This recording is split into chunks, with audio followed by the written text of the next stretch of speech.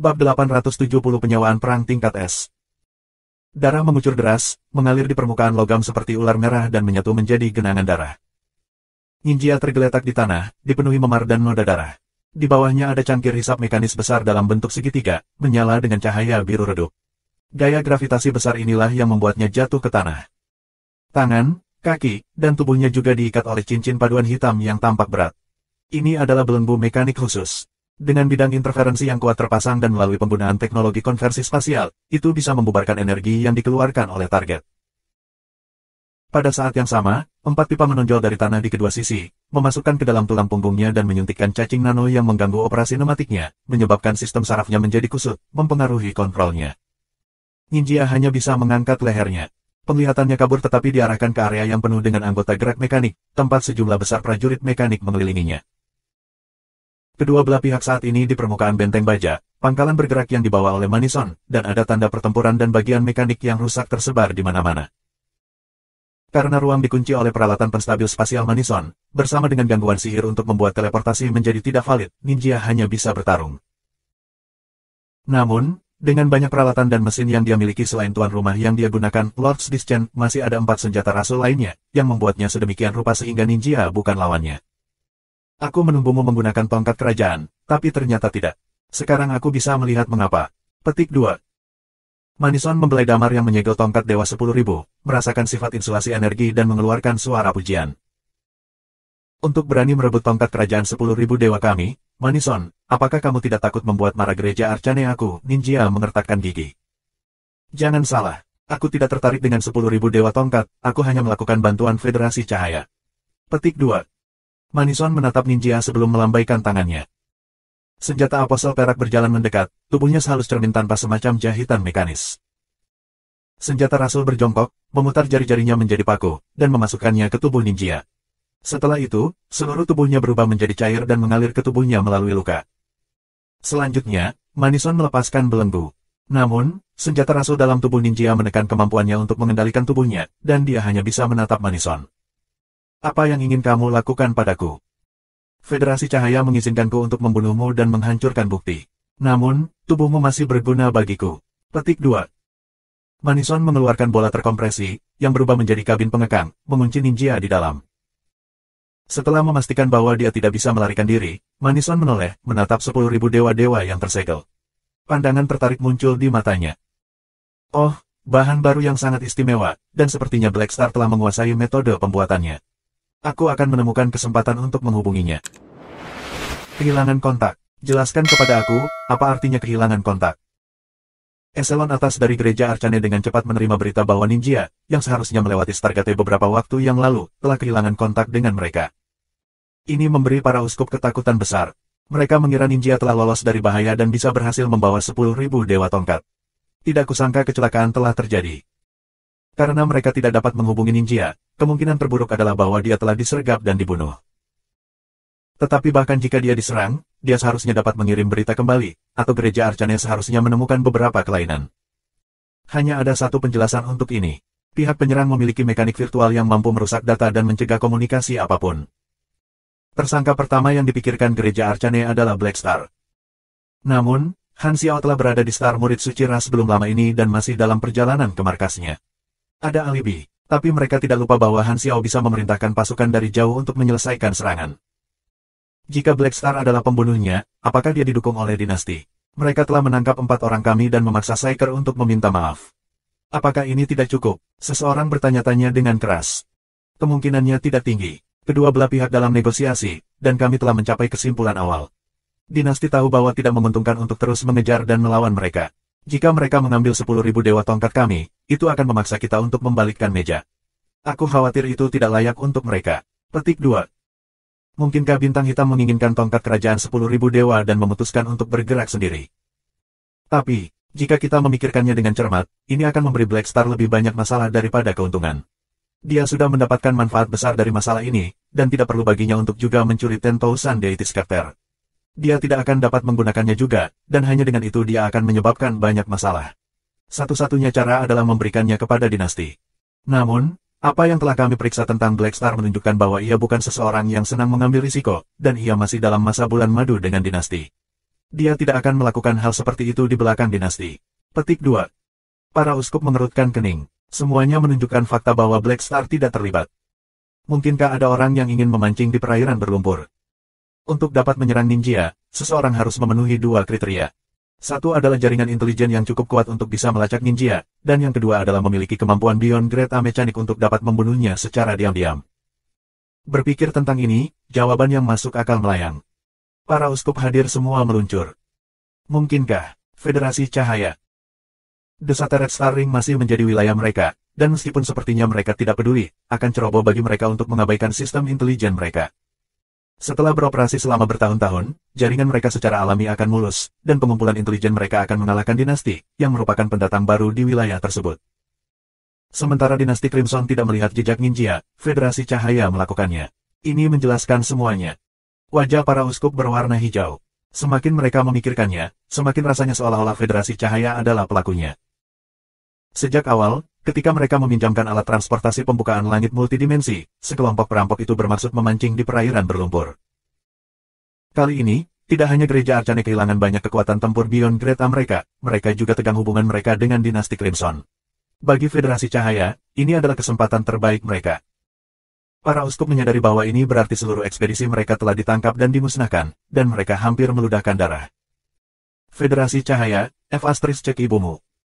Pada saat ini, layar virtual di meja konferensi muncul, menunjukkan perintah paus. Menstabilkan situasi dengan dinasti Crimson dan menebus sekutu kita.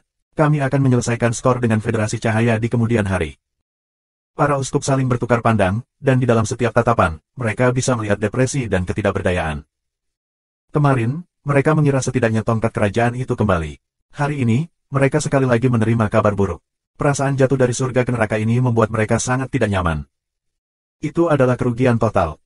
Tanpa bukti, Federasi Cahaya tidak akan pernah mengakuinya. Bagaimanapun, kedua belah pihak memiliki kekuatan yang sama, sehingga mereka tidak akan diancam. Mereka hanya bisa mengambil langkah demi langkah. Di planet induk Federasi Cahaya, Presiden Bader meletakkan komunikator, tersenyum pada para tetua yang hadir. Manison telah mencapai tujuannya. 10.000 dewa tongkat adalah milik kita. Petik 2. Mendengar kata-katanya, semua orang mengungkapkan senyum kesuksesan. Ketua-tetua mengotak-atik tongkatnya, memuji, sungguh layak menjadi salah satu dari orang-orang kuno yang terkuat. Kekaisaran mekanik masih dapat diandalkan seperti biasa. Petik 2. Bader mengangguk sambil tersenyum. Manison adalah sekutu yang sangat dia hargai, bukan karena kekuatannya yang menakutkan tetapi karena kemampuan mereka untuk muncul dari jarak jauh dan menghapus semua bukti, dengan sempurna menyelesaikan operasi rahasia. Gereja Arcane akan mencurigai dinasti Crimson dan bahkan mungkin mencurigai kita, tetapi mereka tidak memiliki bukti. Selain itu, mereka tidak akan memberitahu dunia tentang pencurian 10.000 dewa tongkat. Petik 2. Menurut kecerdasan kami, penggunaan tongkat 10.000 dewa itu sederhana. Hanya saja kita tidak memiliki keterampilan yang diperlukan untuk memperbaikinya. Namun, kita dapat menggunakannya sebagai kartu truf dengan penggunaan terbatas, karena dapat sangat merusak Beyond Grade A. Batuk-batuk, tapi jangan gunakan itu di depan Black Star. Petik 2. Meskipun itu mungkin membuat marah gereja Arcane, kita mendapatkan penghasilan besar dengan mendapatkan 10.000 dewa tongkat. Ini juga merupakan chip untuk berurusan dengan gereja Arcane di masa depan. Petik 2.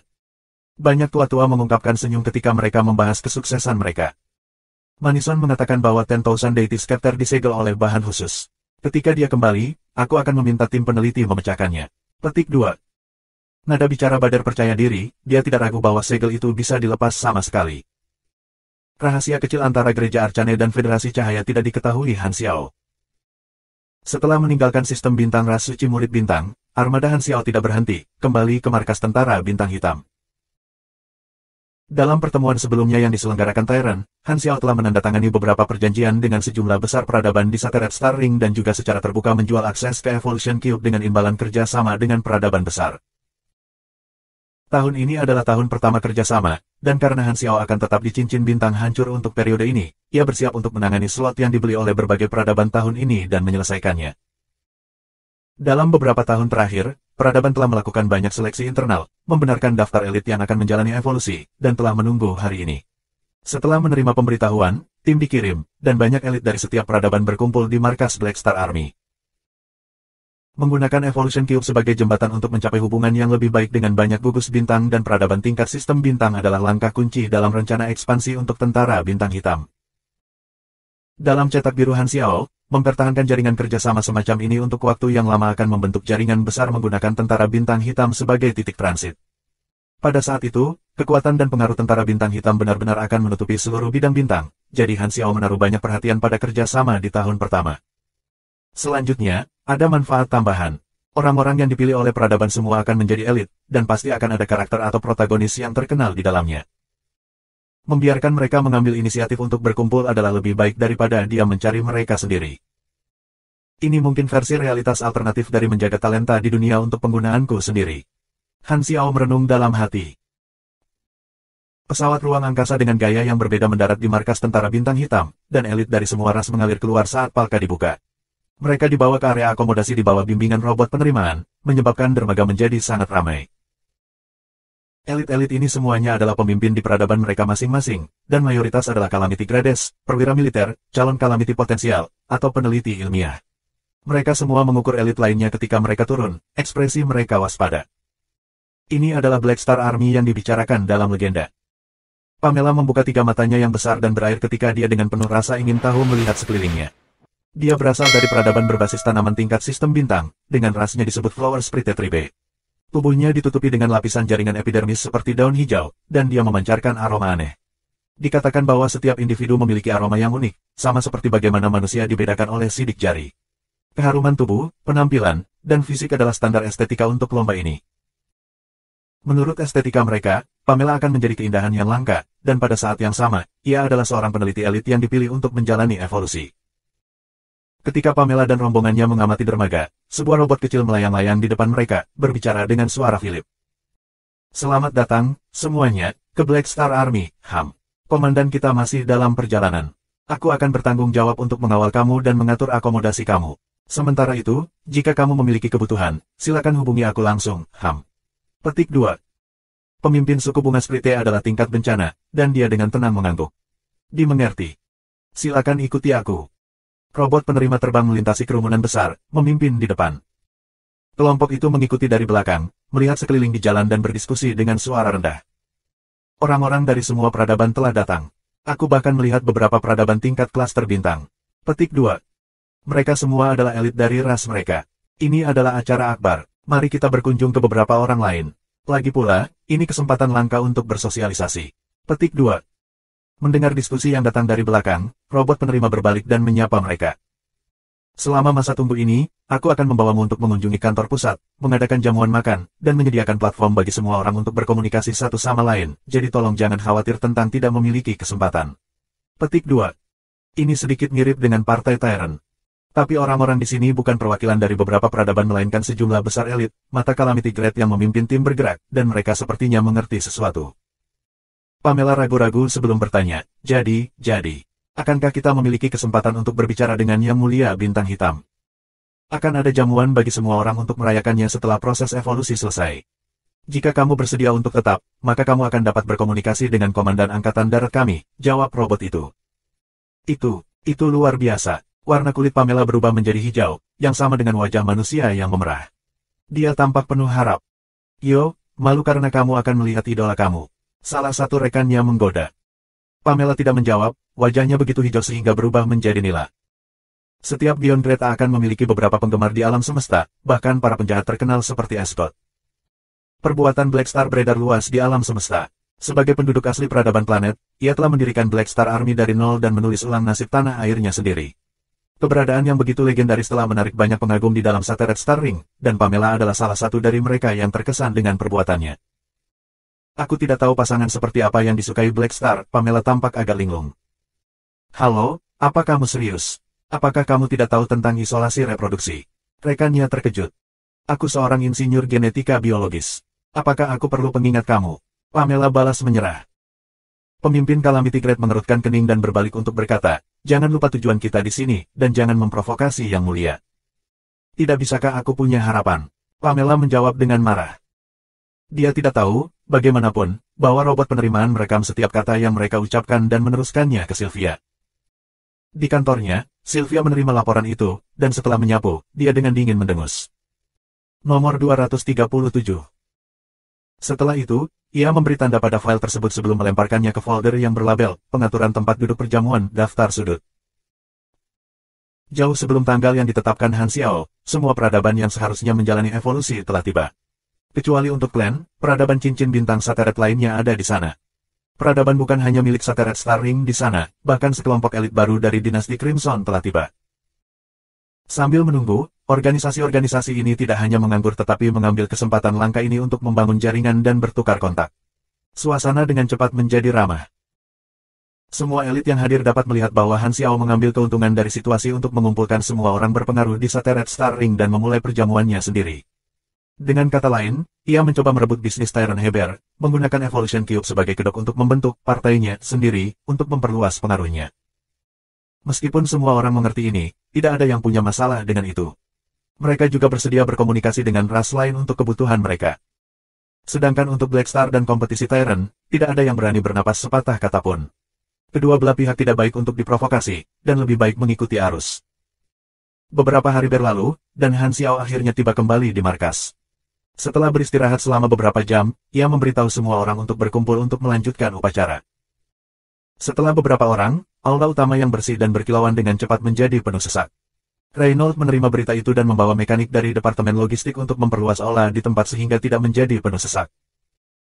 Ruang berfluktuasi sedikit, dan Han Xiao melangkah keluar dari kekosongan dimensi, menangguhkan dirinya di atas kepala semua orang. Kubus evolusi perlahan berputar di sekelilingnya. Semua orang menatap Han Xiao yang mengambang, dan itu adalah keributan kecil ketika semua orang berbisik. Bintang hitam ada di sini. Ini adalah pertama kalinya aku melihat Beyond Greta dari dekat. Energi yang terkandung di dalam tubuhnya hanya mengerikan. Aku mulai berkeringat ketika merasakannya. Petik 2. Yang ada di sampingnya mungkin adalah Evolution Cube. Belum lama ini, aku mendengar bahwa Psyker melepaskan kendali atas harta karun universal ini. Hal sekecil itu sebenarnya adalah sumber dari begitu banyak masalah, dan bahkan beberapa Beyond Great As dari Archaneture ditangkap. Petik 2. Black Star memang memiliki kemampuan untuk menjaga Universal Treasure ini. Setahun yang lalu, aku berpikir bahwa Evolution Cube-nya akan direnggut dengan cepat, tetapi ternyata aku salah. Petik 2. Para elit dari berbagai ras semuanya kagum di mata mereka. Tidak peduli seberapa bangga mereka biasanya, di depan Han Xiao, mereka tidak memiliki kemampuan untuk percaya diri. Sebelum Han Xiao bangkit, selain peradaban kristal ungu, peradaban bintang klaster lainnya telah mencoba untuk menekan Han Xiao, tetapi di Partai Tyrant, mereka semua tidak bisa membantu tetapi menundukkan kepala untuk mencari kerjasama. Hanya karena Han Xiao baru-baru ini mencapai Beyond Greta, semua orang telah memikirkan untuk menekannya. Namun, masalah baru-baru ini telah membuktikan kemampuan Black Star, mengkonsolidasikan posisinya di alam semesta. Ini menghilangkan sedikit permusuhan yang dimiliki peradaban gugus bintang. Mereka benar-benar menyerah pada fantasi mereka. Sekarang Black Star benar-benar lepas landas, bermain trik kecil tidak berguna. Melihat tatapan hormat dan kekaguman di bawah, Han Xiao diam-diam mengangguk pada dirinya sendiri. Badai baru-baru ini membawa manfaat baginya karena ia berhasil meluncurkan program ini untuk menciptakan konsorsium kepentingan. Ini telah menyelamatkannya banyak waktu. Dalam perjalanannya kembali, Han Xiao juga memindai sekilas daftar nama para elit. Tidak lepas dari harapannya, ada beberapa kepribadian terkenal dari berbagai peradaban dari kehidupan sebelumnya. Namun, ini bukan waktu untuk bersentuhan. Setelah menyelesaikan evolusi mereka, Han Xiao kemudian berniat untuk berteman dengan kenalan lama ini selama perjamuan yang diselenggarakan secara khusus. Kemungkinan besar, orang-orang ini memiliki semacam alur cerita. Meskipun ia mungkin tidak membutuhkannya, para pemain membutuhkannya. Singkatnya, para elit ini adalah tas pupuk berjalan. Berbagai pikiran terlintas ketika Han Xiao mengamati pemandangan itu. Dia tersenyum sebelum berbicara dengan suara tertarik. Sebelum kita mulai, ada sesuatu yang perlu aku lakukan. Heber, tidak perlu bersembunyi. Aku tahu kamu di sana. Petik 2. Saat kalimat ini diucapkan, semua orang melompat. Mereka menatap kiri dan kanan tetapi tidak menemukannya. Tyrant ada di sini juga. Semua orang gelisah, tetapi tidak ada yang melangkah maju. Melihat ini, alis Han Xiao berkerut. Berhenti berbohong pada dirimu sendiri. Aku sudah menemukan kamu. Karena kamu tidak akan keluar, apakah kamu ingin aku menyeret kamu keluar? Kamu hanya akan kehilangan muka. Petik 2. Keributan semakin keras, tapi tetap saja, tidak ada yang melangkah. Han Xiao memandang semua orang dengan mata menyipit sebelum tiba-tiba tertawa. Hehe, sepertinya Heber benar-benar tidak menyelinap masuk. Lalu kita bisa mulai. Mendengar ini, ekspresi semua orang menjadi kaku. Dia benar-benar bercanda, mulut banyak orang berkedut. Apakah benar-benar baik untuk mengejek Tyrant seperti ini, bahkan menjaganya agar tidak datang? Orang itu ternyata Beyond Greta. Dia tidak akan melakukan sesuatu yang kelas rendah. Kan? Mungkin Black Star dan Tyrant memiliki hubungan yang baik sekarang, sehingga mereka dapat saling mengejek. Semua orang hanya bisa berpikir seperti ini. Han Xiao kemudian mengaktifkan kubus evolusi, dan dengan pikiran, energi evolusi hitam memuntahkan, menyelimuti seluruh ruangan. Para elit yang hadir semuanya berubah menjadi kepompong hitam. Selesai. Han Xiao bertepuk tangan dan menginstruksikan Philip, pantau evolusi mereka. Ingatlah untuk mengundang mereka menginap di pesta nanti. Petik 2. Roger, Han Xiao tidak ingin menunggu di sana dengan sia-sia. Dia menyimpan Evolution Cube dan meninggalkan aula penuh kepompong hitam, kembali ke kamarnya. Dia akan mengganti pakaiannya. Dia menunggu jamuan yang akan datang berikutnya. Di tengah jalan, Han Xiao dengan santai membakar forum. Sekarang setelah masalah-masalah gereja Arcane hampir berakhir, keuntungan jangka panjang dari acara ini akan berangsur-angsur terwujud seiring berjalannya waktu, seperti apresiasi Uranrel terhadapnya dan pentingnya dirinya bagi dinasti. Situasi sudah beres. Apa yang terjadi selanjutnya adalah antara dinasti Crimson dan gereja Arcane, yang bukan urusannya. Dalam jangka pendek, tidak ada masalah akan datang mencarinya, jadi Han Xiao memiliki kapasitas untuk fokus pada para pemain. Dari perspektif para pemain, versi 3.0 telah berjalan sekitar 1,5 tahun, yang merupakan fase versi menengah. Pada setengah tahun ini, para pemain telah mengalami perang rahasia, Crimson Tide, kebangkitan Black Star, Flickering World, dan Battle of Planet Laitos, yang semuanya merupakan peristiwa besar.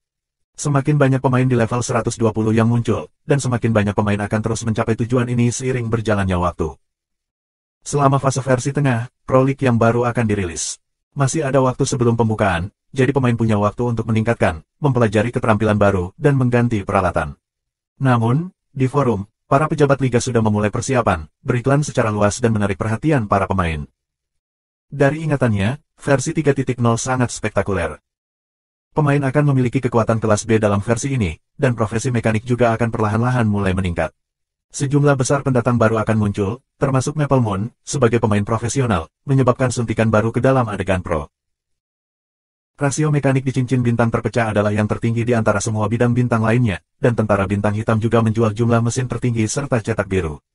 Dengan bonus yang ditawarkan sepanjang versi, Han Xiao percaya bahwa mekanika cincin bintang yang hancur akan membawa kejayaan besar di Liga Pro kali ini. Baginya, manfaat terbaik adalah akan menarik lebih banyak orang untuk mengambil profesi mekanik atau memungkinkan pemain yang lebih tua untuk membuat smurf mekanik. Jika itu masalahnya, ia akan menghasilkan lebih banyak pendapatan sebagai mentor profesi mekanik. Sayang sekali, dengan 3 versi yang dirilis, hari-hari indah hampir berakhir. Han Xiao menggelengkan kepalanya dengan beberapa emosi. Berdasarkan pengalamannya dari kehidupan sebelumnya, versi 3.0 adalah daerah aliran sungai.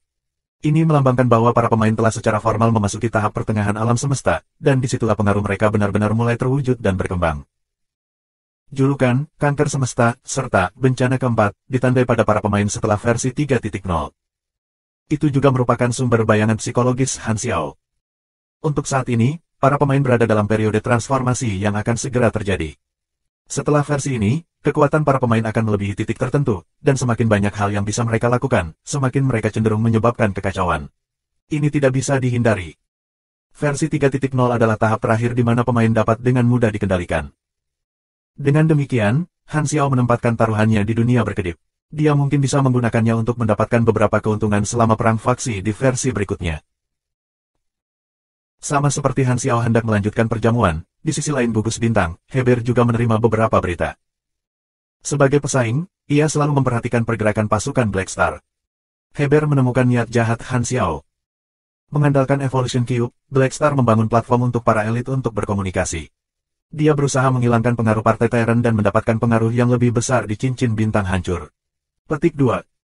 Ketika dia membaca kecerdasan itu, Heber tampak jengkel.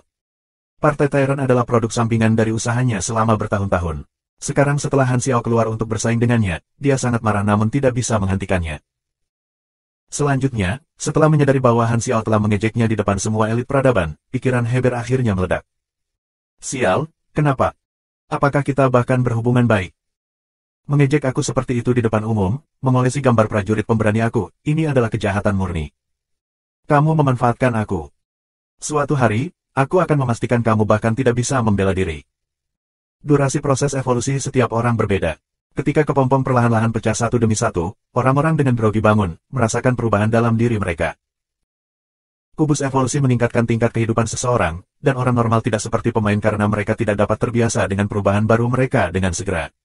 Cara mereka untuk perbaikan adalah melalui latihan yang panjang, di mana banyak aliran sungai mengalir membentuk sungai. Biasanya hanya ketika mereka menerobos ke dunia baru yang terjadi perubahan drastis seperti itu. Dengan demikian, sebagian besar orang yang hadir merasa puas dengan efek kubus evolusi, khususnya Calamity Grade Supers. Semakin kuat tubuh mereka, semakin baik efek menggunakan Evolution Cube. Apa pengalaman baru? Pamela dengan penasaran mengamati perubahan di tubuhnya. Sebagai seorang insinyur genetika biologis, dia bisa merasakan prosesnya lebih akut, dan profesionalismenya muncul. Ini adalah evolusi murni pada tingkat genetik, bukan mutasi yang disebabkan oleh lingkungan tetapi lebih pada optimasi. Karakteristik rasial asli seseorang memperkuat keunggulan gen, dan kekuatannya diperkuat. Jika tidak ada gejala sisa, itu praktis sempurna. Sumber kekuatan ini tidak diketahui. Ini seperti berkah ilahi. Sel-selnya sepertinya menerima semacam radiasi. Apakah esensi energi evolusi adalah jenis radiasi khusus? Petik 2. Sementara dia bergumam, robot penerima datang kepadanya dan berkata, "Selamat. Untuk merayakan evolusi kamu, Tentara Bintang Hitam akan mengadakan jamuan besok. Komandan Angkatan Darat dan para perwira akan hadir, dan kamu dipersilakan untuk berpartisipasi." Petik 2. Setiap ras yang telah menyelesaikan evolusi mereka akan menerima undangan dari robot penerima. Pemimpin Flower Spirit Tribe menekan kegembiraannya dan mengangguk. "Kita akan ada di sana. Undangan sudah dikirim. Di atasnya adalah waktu dan tempat. Aku akan mengingatkan kamu lagi lebih dekat ke waktu. Juga, harap diingat untuk berpakaian secara formal." Petik 2. Dimengerti. Semua orang mengangguk setuju. Tujuan perjalanan mereka selesai, dan semua orang di ruangan itu dalam suasana hati yang baik. Praktis semua elit menerima undangan, memilih untuk tinggal dan menghadiri perjamuan. Itu akan diadakan pada hari berikutnya, jadi semua orang kembali ke akomodasi mereka. Setelah beristirahat selama sehari, para elit melepas jas dan baju perang mereka, mengenakan pakaian formal peradaban masing-masing, dan melanjutkan ke tempat perjamuan. Di kamar komandan, Han Xiao juga mengenakan jas, menatap dirinya di cermin. Pria di cermin itu tinggi dan kekar, mengenakan kalung bola terkompresi dan jubah hitam tebal dengan tepian putih di pundaknya. Lambang Tentara Bintang Hitam disulam di punggungnya, dilapisi bulu merah gelap binatang buas yang langka.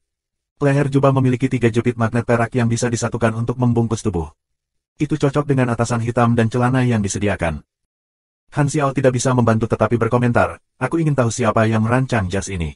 Apakah orang itu memperlakukan aku seperti burung gagak?" Petik 2. "Aku mendesainnya berdasarkan pakaianmu yang biasa, Sepertinya aku perlu memodifikasi algoritma pengumpulan data," gumam Han Xiao pada dirinya sendiri. Setelah mencuci muka, Han Xiao membuka pintu untuk menemukan semua petugasnya di luar dalam pakaian resmi mereka menunggunya. Menyapu matanya ke atas mereka, dia melihat desain semua orang. Han Xiao dengan penuh minat mengukur semua orang. "Kalian semua terlihat cukup baik. Sudah lama sejak aku mengenakan jubahku. Agak canggung." Faidin menyesuaikan lehernya, tampak sedikit tak berdaya. Karena Han Xiao biasanya tidak menjadi tuan rumah acara seperti itu, beberapa dari mereka telah melihat satu sama lain dalam pakaian formal. Hila mengerutkan kening. "Kamu tahu aku tidak tertarik dengan kegiatan ini. Jika aku punya waktu untuk menghadiri jamuan, aku lebih suka berlatih." Petik 2. "Pelatihan saja tidak akan membantu. Kamu perlu istirahat dan rileks sekali."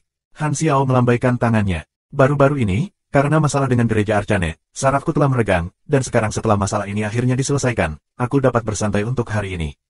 Jangan pikirkan pelatihan lagi." Petik 2. "Aku tidak suka berbicara dengan orang asing." Hila menggelengkan kepalanya. Orang-orang ini adalah elit peradaban mereka. Mereka mungkin karakter yang tangguh, dan jika kamu mengenal mereka, kamu bisa mengatur spar." Petik 2. "Boleh juga." Mata Hila berkedip. Han Xiao mengobrol dengan rombongannya sambil berjalan, sampai mereka tiba di jamuan makan. Sudah ada banyak orang di dalam, dan itu ramai. Aula perjamuan adalah aula khusus yang dirancang untuk tujuan ini, dan dekorasinya mewah. Tabel diisi dengan penuh, dan makanan lezat yang tak terhitung banyaknya disampaikan seperti air yang mengalir. Makanannya kompleks dan melayani selera berbagai ras. Para elit dari semua ras hadir, dan berbagai gaya dan desain pakaian dipajang secara penuh memesona mata. Itu sepenuhnya menunjukkan keragaman masyarakat antar bintang. Han Xiao memimpin orang-orangnya ke depan, di mana dia menarik semua tatapan. Atas nama Black Star Army, selamat datang di jamuan malam." Bersihkan tenggorokannya, Han Xiao tersenyum ketika dia berbicara. Sebagai tuan rumah, ia harus memberikan basa-basi sebelum jamuan makan resmi dimulai. Setelah memberikan pidato singkat, suasana di jamuan itu tumbuh jauh lebih hangat. Banyak orang mengambil inisiatif untuk mendekati Han Xiao dan mengobrol dengannya dengan antusias. Mayoritas orang tetap tinggal untuk berkomunikasi dengan Han Xiao. Tidak setiap hari seseorang memiliki sarana untuk berhubungan dengan Beyond Greta. Sangat cepat, kerumunan mengelilingi Han Xiao. Dengan senyum di wajahnya, dan sepertinya tidak bosan dengan obrolan ringan, ia terus mengakses semua yang hadir. Hanya dalam periode singkat ini, dia telah melihat banyak kenalan yang dia kenal dalam kehidupan masa lalunya. Semua orang ini adalah kepribadian terkenal bahwa para pemain dari Shattered Star Ring telah bertemu di berbagai daerah saat bertualang. Beberapa dari mereka sangat ceria dan mudah bergaul, sementara beberapa mengenakan jubah berkerudung seolah-olah mereka berusaha menyembunyikan diri. Salah satu dari mereka bahkan bergumam pada dirinya sendiri, seolah-olah dia neurotik. Sementara, di depan Han Xiao, ketenaran karakter-karakter ini tidak layak disebutkan. Di depan para pemain, mereka semua adalah tokoh-tokoh besar. Adapun semua elit yang datang untuk berbicara, Han Xiao mengumpulkan semua rincian kontak mereka. Ini memberi mereka kejutan yang menyenangkan karena mereka tidak mengharapkan Beyond Grade A menjadi sangat mudah untuk didekati. Mengumpulkan informasi kontak mereka sama dengan mengumpulkan misi alur cerita potensial mereka untuk Han Xiao. Selain itu, semua elit ini memiliki kekuatan yang cukup besar dalam peradaban masing-masing, yang dapat dianggap sebagai jejaring. Saat berbicara, Han Xiao mendengar seseorang memanggilnya dari belakang dengan nada malu-malu. "Kamu, Yang Mulia Bintang Hitam, aku Pamela dari suku Bunga Sprite, seorang insinyur genetika biologis." Han Xiao berbalik dan tersenyum. "Apakah ada yang kamu butuhkan?" Aku salah satu pengagummu. Aku ingin mengenal kamu. Bisakah kamu menerima nomor komunikator aku?" Pamela tampak bersemangat. Dia telah memperhatikannya dari samping untuk sementara waktu dan menyadari bahwa Han Xiao tidak menolak permintaan seperti itu. Karena itu, dia mengumpulkan keberaniannya untuk berbicara dengannya dan bertukar informasi kontak. Merasakan tatapannya yang tidak murni padanya, Han Xiao tertawa terbahak-bahak. "Apakah aku dijemput sekarang?" Kejadian yang sangat langka. "Baik, kirimkan ke aku." Han Xiao tidak menolaknya. Seorang insinyur genetika biologis layak untuk berteman dengannya. Meskipun tidak mungkin bagi para elit ini untuk melompat kapal, dia masih bisa merekrut mereka jika dia menghadapi beberapa situasi khusus di masa depan atau meminta bantuan mereka. "Terima kasih." Setelah bertukar rincian kontak, Pamela bertindak seolah-olah dia baru saja mendapatkan tanda tangannya, wajahnya penuh sukacita ketika dia memeluk komunikatornya dekat ke dadanya. Tidak jauh dari situ, Sylvia melihat seluruh pemandangan ini dan mendengus pelan. Orang bebal. Saat perjamuan berlangsung, para tamu menjadi lebih asyik dalam atmosfer dan lebih santai. Batch demi batch tamu bertukar informasi kontak mereka dengan Han Xiao sebelum cukup puas untuk mundur. Han Xiao akhirnya berhasil bernapas dan menghela nafas lega ketika ia mengambil salah satu minuman beralkohol dari nampan apung. Dia menghabiskan setengah dari koktail, yang memegang gradien biru, untuk melembabkan tenggorokannya. Alkohol yang dingin namun pedas mengalir ke tenggorokannya, dan ada rasa manis setelahnya. Han Xiao merasa diremajakan dan tersenyum. Berjalan ke sudut, dia perlahan-lahan minum sambil mengamati pemandangan. Setelah bekerja selama bertahun-tahun, tentara bintang hitam akhirnya mencapai skala saat ini, yang memberi Han Xiao perasaan campur aduk. "Apa yang kamu kenang?" Hila membawa koktail merah tua saat dia berjalan. "Bagaimana kamu tahu?" Han Xiao mengangkat alis. "Aku sudah mengenalmu begitu lama. Bagaimana mungkin aku tidak mengerti?" "Melihat mata kamu, aku tahu kamu sedang mengingat sesuatu," jawab Hila dengan lembut. "Ngomong-ngomong, aku baru ingat sesuatu. 20 tahun yang lalu, kembali ke planet Aquamarine, ketika aku hanya batuk, baru saja kehilangan ingatan. Kamu adalah teman pertama yang aku temui, dan yang paling awal." Petik 2. Betul sekali. Dalam sekejap mata, sudah bertahun-tahun. Hila mengikuti pandangan Han Xiao dan melihat sekeliling seluruh tempat. "Tahun-tahun itu, aku berjuang dalam keputusasaan dan tidak pernah berpikir bahwa aku akan melangkah ke alam semesta suatu hari dan memiliki masa depan yang sedemikian. Sekarang, melihat ke belakang, sepertinya hari-hari di planet Aquamarine adalah milik kehidupan lampau." Petik 2. Berpikir kembali, aku bertahan selama setengah tahun di markas organisasi kriminal.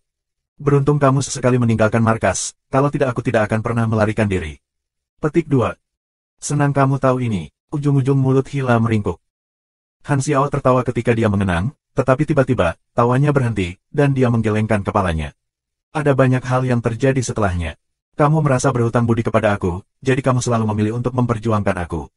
Namun, kemampuanmu tidak hanya pada level ini, dan kamu memiliki potensi untuk mencapai Beyond Grade A.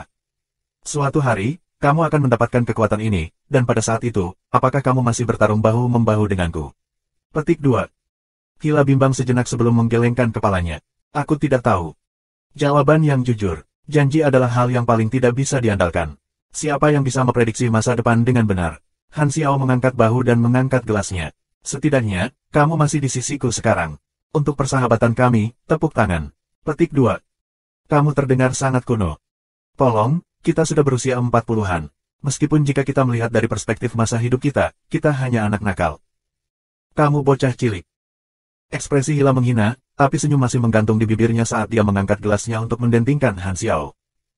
Bersulang. Mereka berdua menyesap minuman mereka. Han Xiao menyeka mulutnya. Dia hendak mengatakan sesuatu yang lain, tetapi seorang tamu tiba-tiba berjalan, seolah-olah dia ingin berbicara, namun ada pandangan ragu-ragu. Melihat seseorang mendekat, mereka berdua berhenti berbicara, dan Han Xiao mengambil inisiatif untuk bertanya, apakah ada sesuatu. Yang Mulia Bintang Hitam, aku Cheselin dari Peradaban Gulal. Aku memiliki masalah yang ingin aku diskusikan secara pribadi. Petik 2. Peradaban Gulal. Han Xiao dengan cepat mencari di jaringan kuantumnya. Ini adalah peradaban klaster bintang yang tampaknya telah lama terlibat dalam perselisihan sipil. Masalah-masalah internal mereka serius dan telah berkembang ke titik divisi militer. Cheselin ini adalah elit Calamity Grade milik partai penguasa saat ini peradaban. Tidak hanya dia salah satu wali terkuat tetapi juga seorang komandan tentara dengan kekuatan tinggi. Untuk apa kamu ingin berbicara secara pribadi? Han Xiao mengangkat alisnya. Tidak bisakah kita bicara di sini? Cheselin menggelengkan kepalanya. Itu tidak cocok di tempat umum. Setidaknya kamu harus memberitahuku niatmu.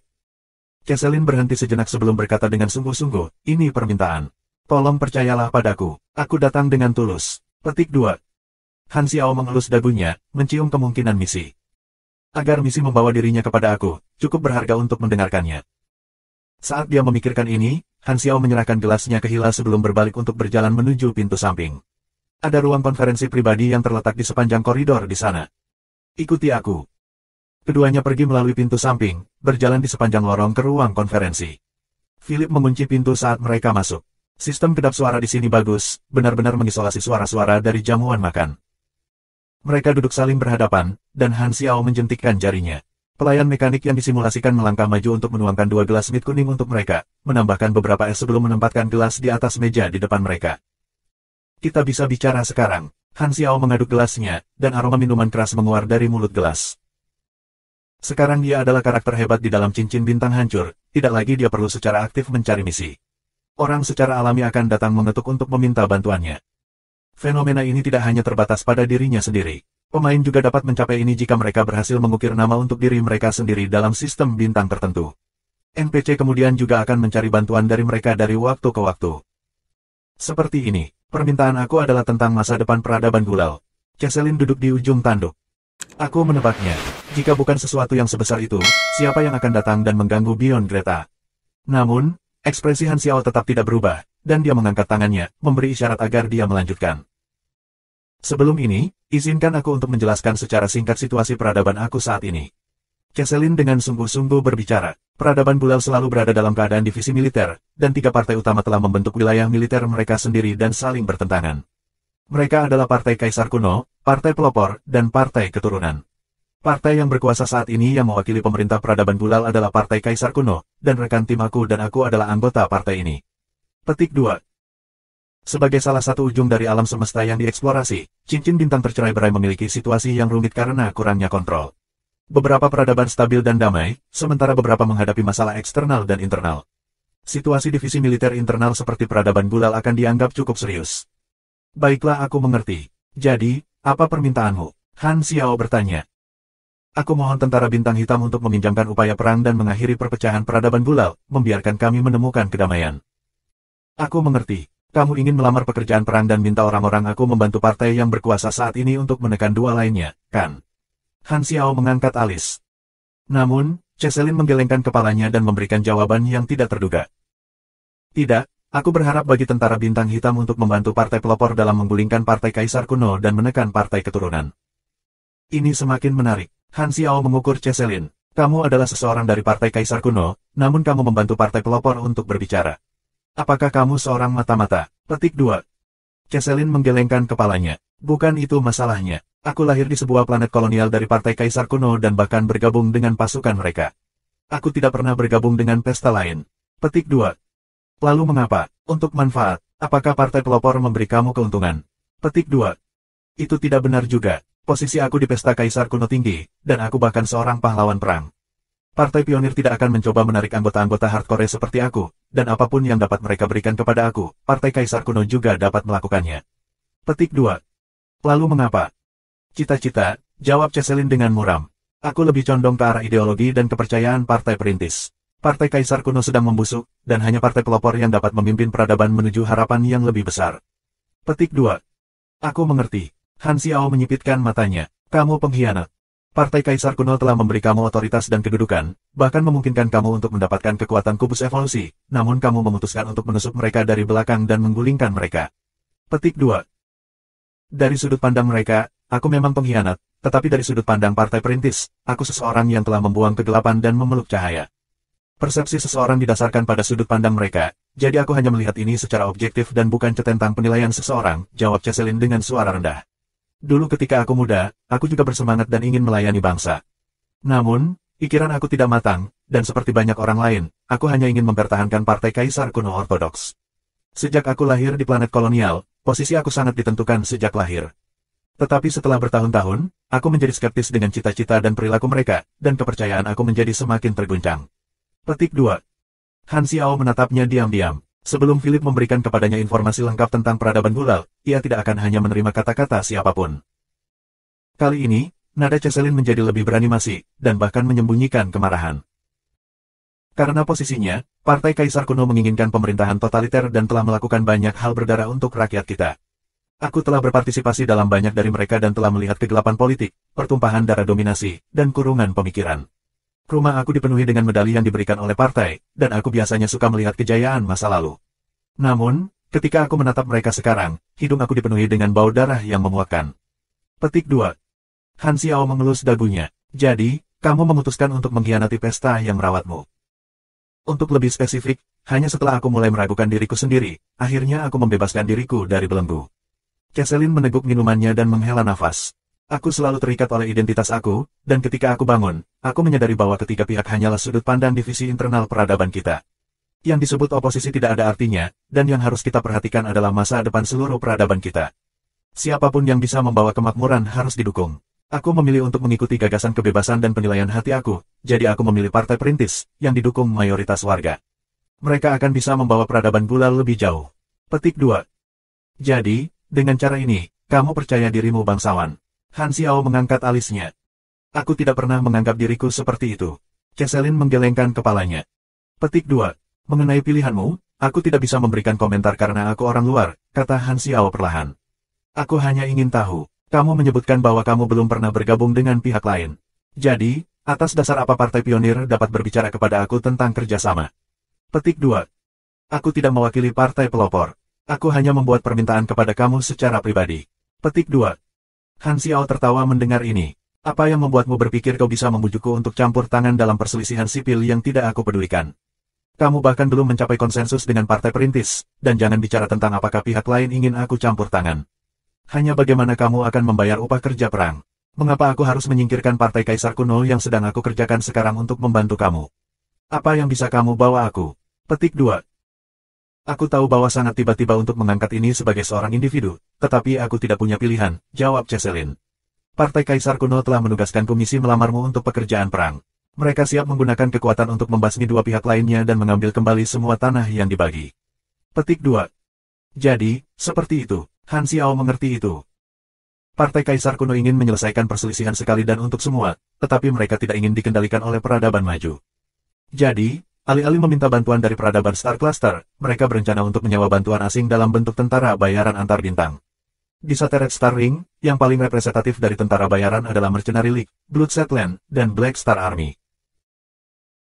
Karena Black Star Army juga adalah kepala dari Mercenary League dan sekutu dinasti bersama dengan Bloodset Land, selama Black Star Army dipekerjakan, tentara bayaran dari Satellite Star Ring tidak akan dipekerjakan oleh orang-orang yang ingin menentang tentara bintang hitam. Setelah semua, dengan kekuatan tentara saat ini, tidak ada yang ingin mengirim diri mereka untuk mati, dan tentara bayaran yang bekerja sama satu sama lain tidak akan mengirim orang mereka ke pihak yang berseberangan. Di dunia tentara bayaran dalam Satellite Star Ring, Black Star Army telah mencapai tingkat pengaruh dan reputasi tertinggi. Sebagai partai yang berkuasa, Partai Kaisar Kuno sudah menempelkan diri pada tentara bintang hitam. Selama bantuan diterima, Partai Perintis yang dipandang Cheselin dengan sayang akan dihancurkan, jadi dia hanya bisa berani mengambil risiko ini dan dengan berani mengajukan permintaan ini kepada Han Xiao. Men, dari semua orang yang kamu pilih untuk menjadi utusan, kamu memilih seorang utusan yang merupakan pengkhianat. Mulut Han Xiao berkedut. Mungkinkah ini plot legendaris dari, aku tidak memilih ini, tetapi sekarang aku ingin berada di sisi yang baik.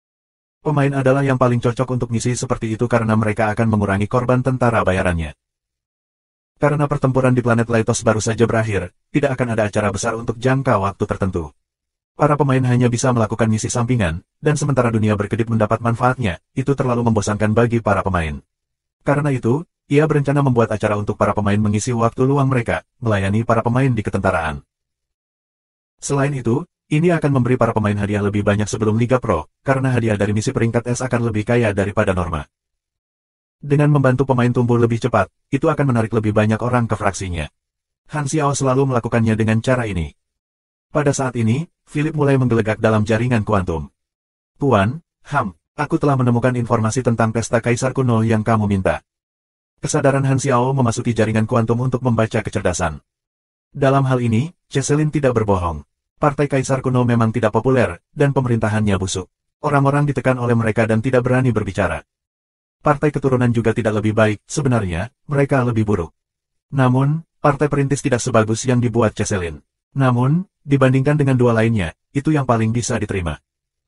Setelah membaca, Han Xiao mengangguk pada dirinya sendiri. Sekarang dia telah melihat kebenaran, dengan informasi aktual, dia punya ide di dalam hatinya. Han Xiao tidak segera menghubungi peradaban Gulal. Perjamuan masih berlangsung, dan itu akan kasar untuk mengabaikan para tamu. Kembali ke perjamuan, Han Xiao mengumpulkan lebih banyak nomor komunikasi. Waktu santai berlalu dalam sekejap, dan perjamuan dengan cepat mendekati akhir. Para tamu semua mengucapkan selamat tinggal dan meninggalkan tempat. Han Xiao melihat Cheselin di antara kerumunan orang yang pergi, langkah kakinya bergegas tetapi tidak ada yang aneh dari ekspresinya. Penampilannya terhadap Han Xiao kali ini tidak membawa apa-apa selain kehancuran. Namun, Han Xiao tidak bermaksud mengadu seseorang dengan peradaban sistem bintang sekecil itu. Dia adalah Beyond Greta dan tidak memiliki kewajiban untuk melaporkan kepada orang-orang seperti itu. Ketika para tamu pergi, para pelayan mekanik tampaknya membersihkan tempat yang berantakan. Ini adalah tahun pertama mengadakan perjamuan evolusi, dan skala serta pengaruhnya terbatas. Dibutuhkan beberapa tahun lagi sebelum reputasinya terdengar di cincin bintang hancur dan menjadi sebuah latihan. Setelah meninggalkan tempat, Han Xiao tidak menganggur tetapi bertemu dengan para elit dari dinasti Crimson secara terpisah. Orang-orang ini lebih penting, sehingga mereka menerima perlakuan khusus. Mereka tidak berbicara tentang bisnis tetapi hanya mengobrol santai untuk meningkatkan hubungan mereka. Semua orang di dinasti Crimson ini memiliki berbagai tingkat pengaruh, dan membuat lebih banyak kontak akan memungkinkannya untuk membantu memperluas jaringannya di dinasti, serta hak berbicara. Karena pertempuran di planet Laitos, ketenaran dan status Han Xiao di dinasti Crimson telah meningkat, dan ia menemukan bahwa sikap para elit sekarang bahkan lebih terpesona daripada kumpulan sebelumnya, mereka tidak lagi memperlakukannya sebagai sekutu Beyond Greta yang normal. Semua orang mengobrol hebat, dan hanya setelah Han Xiao mengirim mereka pergi dia kembali ke kamarnya dan meminta Philip untuk menghubungi eselon atas peradaban Gulal. Dia tidak mengungkapkan pengkhianatan Cheselin tetapi mengindikasikan bahwa Cheselin telah menawarkan pekerjaan perang dan menyelesaikan misinya, membuatnya memanggil untuk membahas masalah ini. Partai Kaisar Kuno tidak mencurigai apapun dan menawarkan harga untuk upaya ketenaga kerjaan perangnya, termasuk upah, pasokan militer, bahan mesin, dan hak pertambangan jangka panjang untuk planet-planet kaya sumber daya mereka. Kelompok tentara bayaran normal hanya akan mendapatkan upah, hak pinjaman pabrik militer, saluran pengadaan, dan imbalan lainnya, tetapi karena sifat tentara bintang hitam yang sangat berbeda, mereka dapat memperoleh sumber daya seperti hak pertambangan. Tidak mengherankan, perselisihan sipil peradaban Gulal ternyata menjadi seri misi. Setelah dia menghubungi Partai Kaisar Kuno, misi peringkat S serupa muncul. Satu-satunya perbedaan adalah nama misi berjudul Lindungi Ortodoksi. Tujuan misi adalah untuk membantu Partai Kaisar Kuno dalam menekan dua partai lainnya dan merebut kembali wilayah mereka. Tanpa memberikan konfirmasi kepada Partai Kaisar Kuno, Han Xiao memotong panggilan, membelai dagunya saat ia merenungkan. Keduanya adalah misi peringkat S, jadi hadiahnya harus sama. Oh, pasti ada beberapa perbedaan menit. Karena Partai Kaisar Kuno adalah yang terkuat, menekan dua lainnya akan menjadi pilihan yang lebih mudah. Jika aku membantu partai yang lebih lemah naik, hadiahnya juga harus lebih tinggi. Petik 2. Setelah memikirkannya, Han Xiao meminta Philip mencari pemimpin nomor partai perintis. Cheselin hanyalah faktor yang tidak terduga, dan Han Xiao siap untuk hanya melompat peringkat dan berbicara langsung kepada pemimpin. Dengan divisi militer dalam peradaban Gulal, partai perintis memiliki wilayah yang jelas, sehingga mudah untuk menemukan jumlah yang diperlukan. Panggilan itu dengan cepat terhubung. Halo, boleh aku tahu siapa kamu? Sekretaris pemimpin muncul di layar, tetapi di tengah pidato, orang berseru setelah melihat wajah Han Xiao. Bintang hitam. Dengan ketenaran Han Xiao saat ini, hanya Udik yang tidak mengenalinya. Sebagai seseorang yang merupakan pejabat peradaban sistem bintang, mereka tidak akan gagal mengenali wajah ini. Hubungkan aku dengan pemimpinmu. Han Xiao berbicara dengan tenang. Oh, aku akan mengalihkan panggilan sekarang, kamu. Tidak, Tuan, tunggu sebentar, sekretaris itu tergagap. Meskipun mereka bukan partai yang berkuasa, pemimpin partai pelopor bukanlah seseorang yang dapat ditemui oleh Tom, Dick, dan Harry sebagaimana dan ketika mereka suka. Namun, Black Star jelas merupakan pengecualian. Tidak lama kemudian, pemimpin itu online. Dia merasa sulit untuk menyembunyikan kejutan di matanya. Dia sedang menunggu panggilan penting, tetapi tiba-tiba dia menerima berita bahwa Black Star ada di telepon, yang membuatnya cukup terkejut. Kenapa Black Star, yang belum pernah berurusan dengan mereka, tiba-tiba menelepon dan meminta untuk berbicara dengannya? Yang mulia Black Star, bolehkah aku bertanya? Urusan apa yang kamu miliki dengan aku? Aku sudah mendengar tentang situasi di peradaban gulalmu, dan belum lama ini, Partai Kaisar Kuno memintaku untuk pekerjaan perang, ingin meminjam kekuatanku untuk memusnahkan dua pihak lainnya. Apakah kamu menyadari hal ini? Petik 2. Apakah ini benar? Ekspresi pemimpin berubah. Meskipun dia tidak mengetahui hal ini, dia telah menunggu laporan dari mata-matanya, yang telah melaporkan beberapa gerakan dari pihak Partai Kaisar Kuno. Dia menduga bahwa mereka akan mencari bantuan, tetapi laporan ini sekarang secara langsung dikonfirmasi oleh Black Star. Pemimpin partai pelopor juga tahu pentingnya masalah seperti itu dan segera panik. Dia dengan cepat pulih. Jika Black Star menerima pekerjaan itu, maka tidak perlu memberitahu mereka. Bintang Hitam pasti punya alasan untuk memanggil mereka. Dalam sekejap, pemimpin memahami pemikiran Black Star. Yang mulia Bintang Hitam, tidak peduli berapapun harga yang ditawarkan Partai Kaisar Kuno, kami akan menggandakannya dan tidak akan kembali pada kata kami. Karena pihak lain sudah membuat niatnya jelas, tidak perlu berbasa-basi. Partai Perintis segera memberikan tawarannya. Bahkan, dia juga ingin menerima bantuan dari tentara Bintang Hitam, tetapi itu hampir tidak mungkin karena Partai Kaisar Kuno telah lama menjalin hubungan dengan tentara Bintang Hitam melalui urusan bisnis mereka. Betapa orang yang baik, dia benar-benar memperlakukan aku seperti penghasut perang. Alis Han Xiao berkedut, tetapi dari perspektif Partai Perintis, ini wajar karena dia tidak tahu tentang Cheselin. Setelah memikirkannya, Han Xiao tidak memilih untuk mengungkapkan keberadaan Cheselin. Lagi pula, dia telah memberinya misi ini. Sebelum dia mengambil inisiatif untuk melompati, jasa dan ketenarannya akan disembunyikan. Setelah merenung sejenak, dia mengangguk ke ekspresi gugup dari pemimpin Partai Perintis. Bagus, kalau begitu sudah beres. Ketika saatnya tiba, aku akan mencari seseorang untuk memungkinkan kamu menandatangani kontrak kerja. Petik 2. Dia mengakhiri panggilan. Menatap layar yang gelap, pemimpin Partai Perintis merosot di kursinya, tampak agak aneh, seolah-olah dia baru saja bangun dari mimpi. Tanpa peringatan, dia tiba-tiba mendapatkan bantuan dari tentara Bintang Hitam, raksasa seperti itu. Mungkinkah Black Star benar-benar berusaha menjadi penghasut perang? Dia tidak harus melakukan ini. Benih kecurigaan mekar di benak pemimpin itu. Tetapi Black Star jelas tidak berurusan dengan partai pelopornya, jadi mengapa dia memilih mereka? Pasti ada beberapa faktor mendasar. Ekspresi pemimpin partai pelopor berkedip-kedip. Hanya saja Black Star tidak mengungkapkan apapun, dan itu bukan saat yang tepat baginya untuk bertanya. Namun, pemimpin partai perintis tidak ingin disimpan dalam kegelapan. Dia memutuskan untuk perlahan menggali alasannya. Pasti ada seseorang yang terlibat yang membuat Black Star mencari pekerjaan darinya. Di sisi lain, Han Xiao menyingkirkan komunikatornya. Bagiannya telah berakhir, dia hanya perlu mengirim seseorang untuk menyelesaikan kontrak sebelum mengirim misi ke fraksinya. Sisanya akan diselesaikan oleh para pemain dan anggota-anggotanya, yang tidak memerlukan perhatiannya. Dia telah memilih untuk membantu Partai Perintis, bukan karena itu ada hubungannya dengan Cheselin, tetapi karena itu memang yang terbaik di antara ketiganya. Hanya ketika dia bisa melindungi kepentingannya sendiri, dia berpikir untuk menabur karma yang baik. Ini selalu menjadi etos kerjanya. Di sisi lain, Partai Perintis terlihat lebih lurus. Banyak pemain menyukai skenario seperti itu, sehingga akan memenuhi kebutuhan emosional dan etika mereka. Maka, setelah mempertimbangkan semua faktor ini, ia memilih untuk menyerah pada Partai Kaisar Kuno dan Partai Keturunan, dan membantu Partai Perintis yang benar. Ini akan kondusif untuk meningkatkan rasa identifikasi pemain dengan tentara. Beberapa hari kemudian, para elit meninggalkan markas tentara Bintang Hitam. Pesawat ruang angkasa peradaban Gulal juga meninggalkan pelabuhan, menuju ke alam semesta. Cheselin melihat kembali ke markas tentara Bintang Hitam menghilang, ekspresinya yang menyedihkan sulit disembunyikan. 2 hari sebelumnya, pemimpin Partai Kaisar Kuno telah menghubunginya, memuji di atas usahanya dan menjelaskan bahwa Bintang Hitam telah menghubungi mereka. Mereka mengharapkan bantuan tentara Bintang Hitam segera. Aku tidak berhasil meyakinkan Black Star. The Pioneer Party, Cheselin merasa tertekan, dan dia tidak berpikir bahwa dia sendiri yang bisa membalikkan keadaan saat ini dari Partai Pionir. Pada saat ini, rekan satu timnya tiba-tiba mengulurkan komunikator dan berseru, "Kawan, lihat. Partai pelopor baru saja mengumumkan bahwa mereka telah mempekerjakan tentara bintang hitam dan secara resmi meluncurkan ofensif." Petik 2. Apa? Semua orang tercengang dan mengeluarkan komunikator mereka juga, termasuk Cheselin. Semakin banyak dia membaca, semakin emosional yang dia dapatkan. Ini, apa yang terjadi? Apakah kata-kataku benar-benar berdampak? Cheselin sangat tersentuh sehingga dia merasa sulit untuk menahan diri. Tindakannya benar-benar mengantar pada titik balik, menyebabkan Black Star membuat pilihan yang berbeda. Jika dia tidak mengambil risiko kali ini, Black Star kemungkinan besar akan setuju setelah Partai Kaisar Kuno membuat permintaan mereka. Tidak peduli kondisi apa yang ditawarkan Partai Pelopor Black Star atau bagaimana dia berpikir, masih ada fakta bahwa dia telah berperan dalam hal ini. Sama seperti perpecahan di jalur kereta api, dia adalah orang yang menarik kunci pas dan menjauhkan nasib dari jalur aslinya. Cheselin berbalik untuk melihat ke arah tentara bintang hitam, dan sementara dia tahu bahwa bintang hitam tidak membutuhkan rasa terima kasihnya, dia masih mengungkapkan ekspresi terima kasih.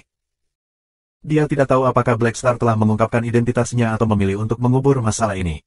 Dia hanya berpikir bahwa dia melakukan hal yang benar dan tidak berpikir untuk mengklaim pujian dari partai pelopor.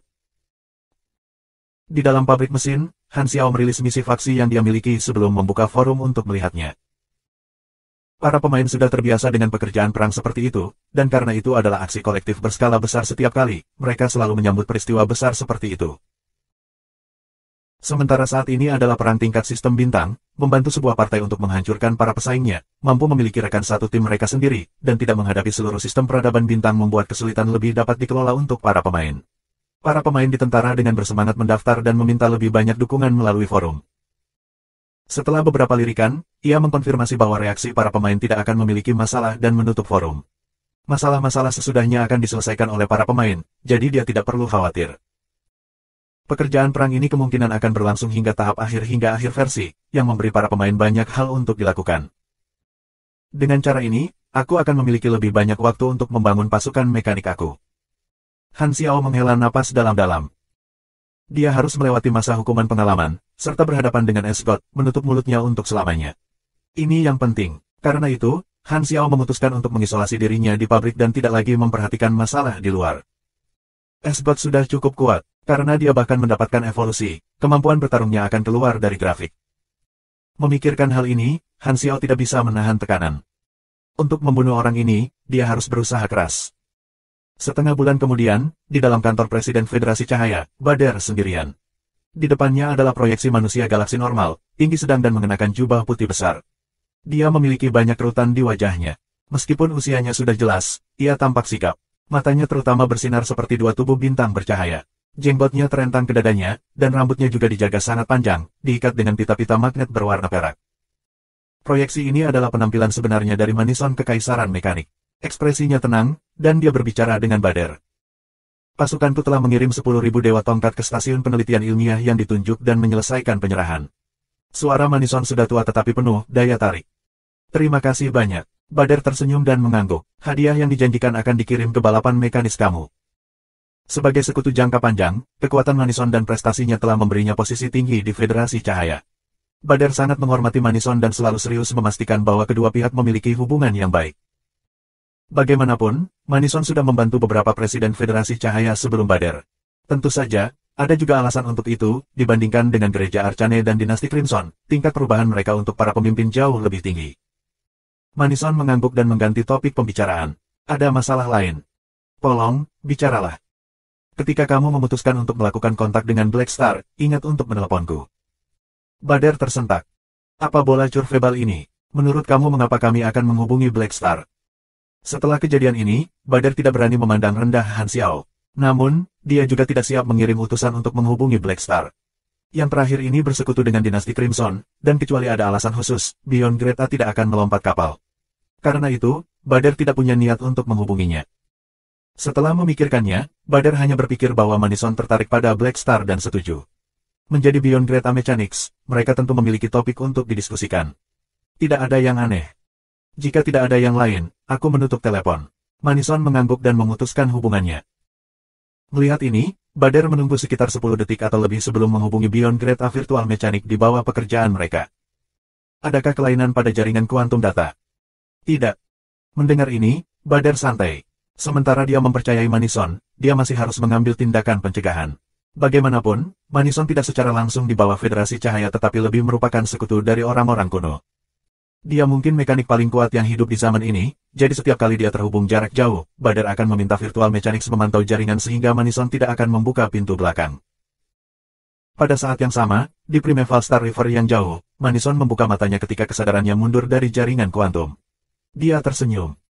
Materi yang menyegel 10.000 dewa tongkat mencapai tingkat keajaiban luar angkasa. Federasi Cahaya akan mengalami sakit kepala. Petik 2. Ketika Manison mengambil tugas itu, dia tahu bahwa dia akan berhubungan dengan 10,000 Deities Scepter, jadi dia membawa serta beberapa peralatan penelitian untuk mempelajari materi saat dalam perjalanan.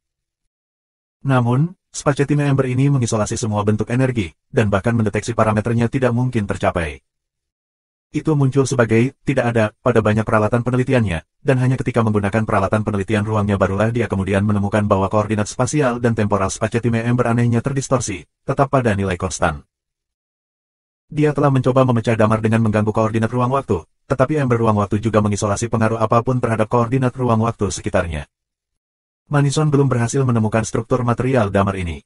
Itu tampak sebagai objek fisik, namun ketika diamati di bawah mikroskop, itu muncul sebagai alam semesta sendiri, sebuah area tanpa gerakan apapun. Karena tidak ada gerakan partikel, dan waktu sepertinya tidak ada, itulah teori di balik pembekuan. Manison memikirkan masa lalu, selama era eksplorasi di mana ketiga peradaban universal telah mengubah kendala fisik alam semesta di dekat bintang induknya, membentuk daerah yang tertutup dan aman. Ember Spaghetti tampaknya memiliki prinsip yang sama, hanya orang asing, seolah-olah bahan ini adalah ruang sekunder kental yang tidak tergantung pada alam semesta. Karena pengetahuannya, ia menyimpulkan bahwa ini adalah bahan pada tingkat keajaiban ruang.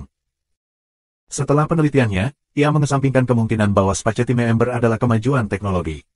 Dia tidak berpikir bahwa Han Xiao akan memiliki kemampuan seperti itu pada saat ini, jadi dia menjadi tertarik pada harta karun yang dapat membuat materi seperti itu.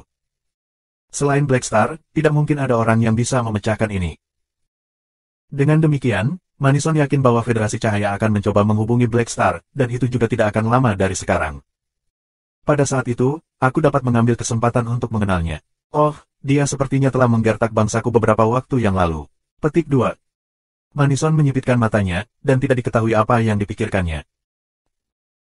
Belum lama berselang, Manison mengirim 10.000 dewa tongkat ke salah satu pangkalan penelitian Federasi Cahaya, dan saat ini sedang diperbaiki di kabin mesin besar.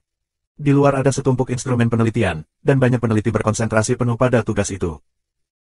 Ini adalah alat analisis material lengkap, yang mampu menganalisis berbagai parameter objek tanpa merusaknya. Ini adalah produk standar yang digunakan oleh para peneliti dari peradaban maju, dan Federasi Cahaya secara alami akan lebih maju. Selama itu adalah objek, komponennya dapat dengan mudah dianalisis.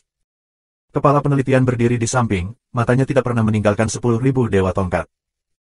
Bader telah menetapkan perintah bahwa mereka harus memecahkan segel untuk tongkat 10.000 dewa. Ketua tim peneliti mengetahui keseriusan pekerjaan ini dan dengan demikian secara pribadi pergi untuk mengawasinya. Menjadi penanggung jawab sebuah basis penelitian, kepala tidak akan menjadi orang biasa. Dia adalah salah satu petinggi di lembaga penelitian top Federasi Cahaya dan telah membuat banyak kontribusi penelitian ilmiah utama. Dia bahkan telah dianugerahi medali kehormatan oleh Presiden. Pelaporan, peralatan telah dikalibrasi, dan penganalisa zat siap. Izin untuk memulai. Petik 2. Mari kita mulai. Kepala itu mengangguk. Peneliti menekan sebuah tombol, dan penganalisa zat mulai beroperasi, mengeluarkan suara yang mendengung. Semua orang menonton layar dengan hati-hati, di mana data berubah dengan cepat. Setelah beberapa saat, kecerdasan buatan mencapai kesimpulan yang mengejutkan. Kesalahan data, substansi tidak dapat dianalisis. Target memiliki sifat isolasi energi, dan sinar pendeteksi tidak dapat menembusnya. Petik 2. Penganalisa zat dianggap tidak berguna. Kepala itu sedikit terkejut, tetapi insiden seperti itu tidak terlihat. Ini berarti bahwa apa yang mereka miliki adalah objek yang bermasalah. Fasilitas penelitian secara alami tidak hanya memiliki satu jenis analisa. Kepala memerintahkan kuning untuk dijalankan melalui semua tes, dan jumlah analis yang bisa mengambil Spaghetti Ember sangat rendah, yang membuat mereka masih tidak mengerti tentang hal itu. Karena Manison dapat menemukan anomali dalam koordinat ruang waktu, mereka secara alami dapat menyimpulkan hal yang sama. Kedua belah pihak mencapai kesimpulan yang sama, tidak ada metode untuk memecahkannya. Jika bahkan analisis normal tidak berhasil, mengapa berbicara tentang meretasnya? Kepala penelitian semakin bingung, dan kepalanya mulai sakit. Semua metode konvensional tidak efektif, dan dia tidak tahu harus mulai dari mana. Hanya jenis mainan apa ini? Sebagai seorang peneliti, ia penuh dengan rasa ingin tahu dan memiliki mentalitas untuk menantang yang tidak diketahui. Namun, bunga adalah satu hal, misinya adalah yang lain. Memikirkan permintaan Bader, kepala itu mengerang. Dia memiliki firasat, harapan presiden akan segera pupus. Objek ini benar-benar melebihi semua imajinasi mereka. Tidak bisa dihancurkan. Di kantor presiden, Bader menerima laporan rinci dari Departemen Penelitian, dan ekspresi tidak percaya terlihat di wajahnya. Dia tidak pernah meragukan keterampilan teknologi dari Federasi Cahaya dan merasa bahwa memecahkan segel 10.000 Dewa Tongkat akan menjadi sepotong kue. Dia tidak bisa membayangkan Departemen Penelitian memberinya kejutan. Bahan kelas Space Wonder yang tampaknya memiliki kemampuan untuk memantapkan ruang, Bader membaca laporan itu lagi secara rinci. Dia tiba-tiba memikirkan sesuatu, dan dia segera memasuki intranet Federasi untuk mengeluarkan dokumen rahasia. File ini, grade 16, dan itu milik kategori rahasia di Federasi Cahaya. Di Federasi Cahaya, ada total 20 nilai yang berbeda. Kelas 1 hingga 5 berisi informasi yang dapat diungkapkan kepada publik seperti laporan tahunan. Kelas 6 hingga 10 adalah dokumen terbatas yang dapat dilihat oleh sebagian besar pejabat pemerintah. Kelas 11 hingga 15 adalah dokumen rahasia tempat catatan orang yang melihatnya akan dicatat dengan beberapa perincian dihapus jika pengunjung tidak memiliki izin keamanan yang cukup. Kelas 16 hingga 19 adalah dokumen rahasia yang hanya bisa dilihat oleh eselon atas. Akhirnya, kelas 20 berisi dokumen rahasia yang hampir tidak akan pernah diungkapkan kepada publik. Mengonfirmasi identitasmu. Selamat datang, Presiden. Kamu memiliki otoritas grade 19.5 dan memiliki hak untuk melihat seluruh dokumen. Petik 2. Bader kemudian mulai membaca dokumen itu. Freezer ruang waktu. Primordial One ini telah bekerja untuk Federasi Cahaya selama era eksplorasi, dan Federasi Cahaya telah menyimpan file padanya, yang mencakup banyak informasi rinci tentang dia dan rincian dari kemampuan espernya. Setelah Bader membaca laporan Spacetime Ember, dia langsung memikirkan Primordial One ini karena kemampuan mereka mirip.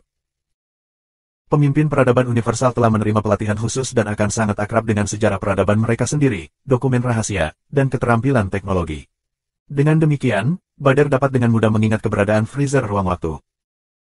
Spacetime Freezer Frogo memiliki kemampuan untuk membekukan ruang waktu, dan kemampuannya dapat diperingkat sebagai Super High Risk Esper Ability. Dia dapat membekukan waktu dan ruang di lokasi atau target yang ditetapkan dan menciptakan pengaruh besar untuk Beyond Great As. Efek dari kemampuannya jauh melebihi mantra ruang waktu mage, dan pernah ada insiden seluruh planet dibekukan, si Appendix B004. Ada banyak catatan tentang dia membekukan armada kapal perang musuh, mengakibatkan musuh tidak dapat melawan, dan dia mengubah gelombang beberapa ratus pertempuran, si Appendix B027.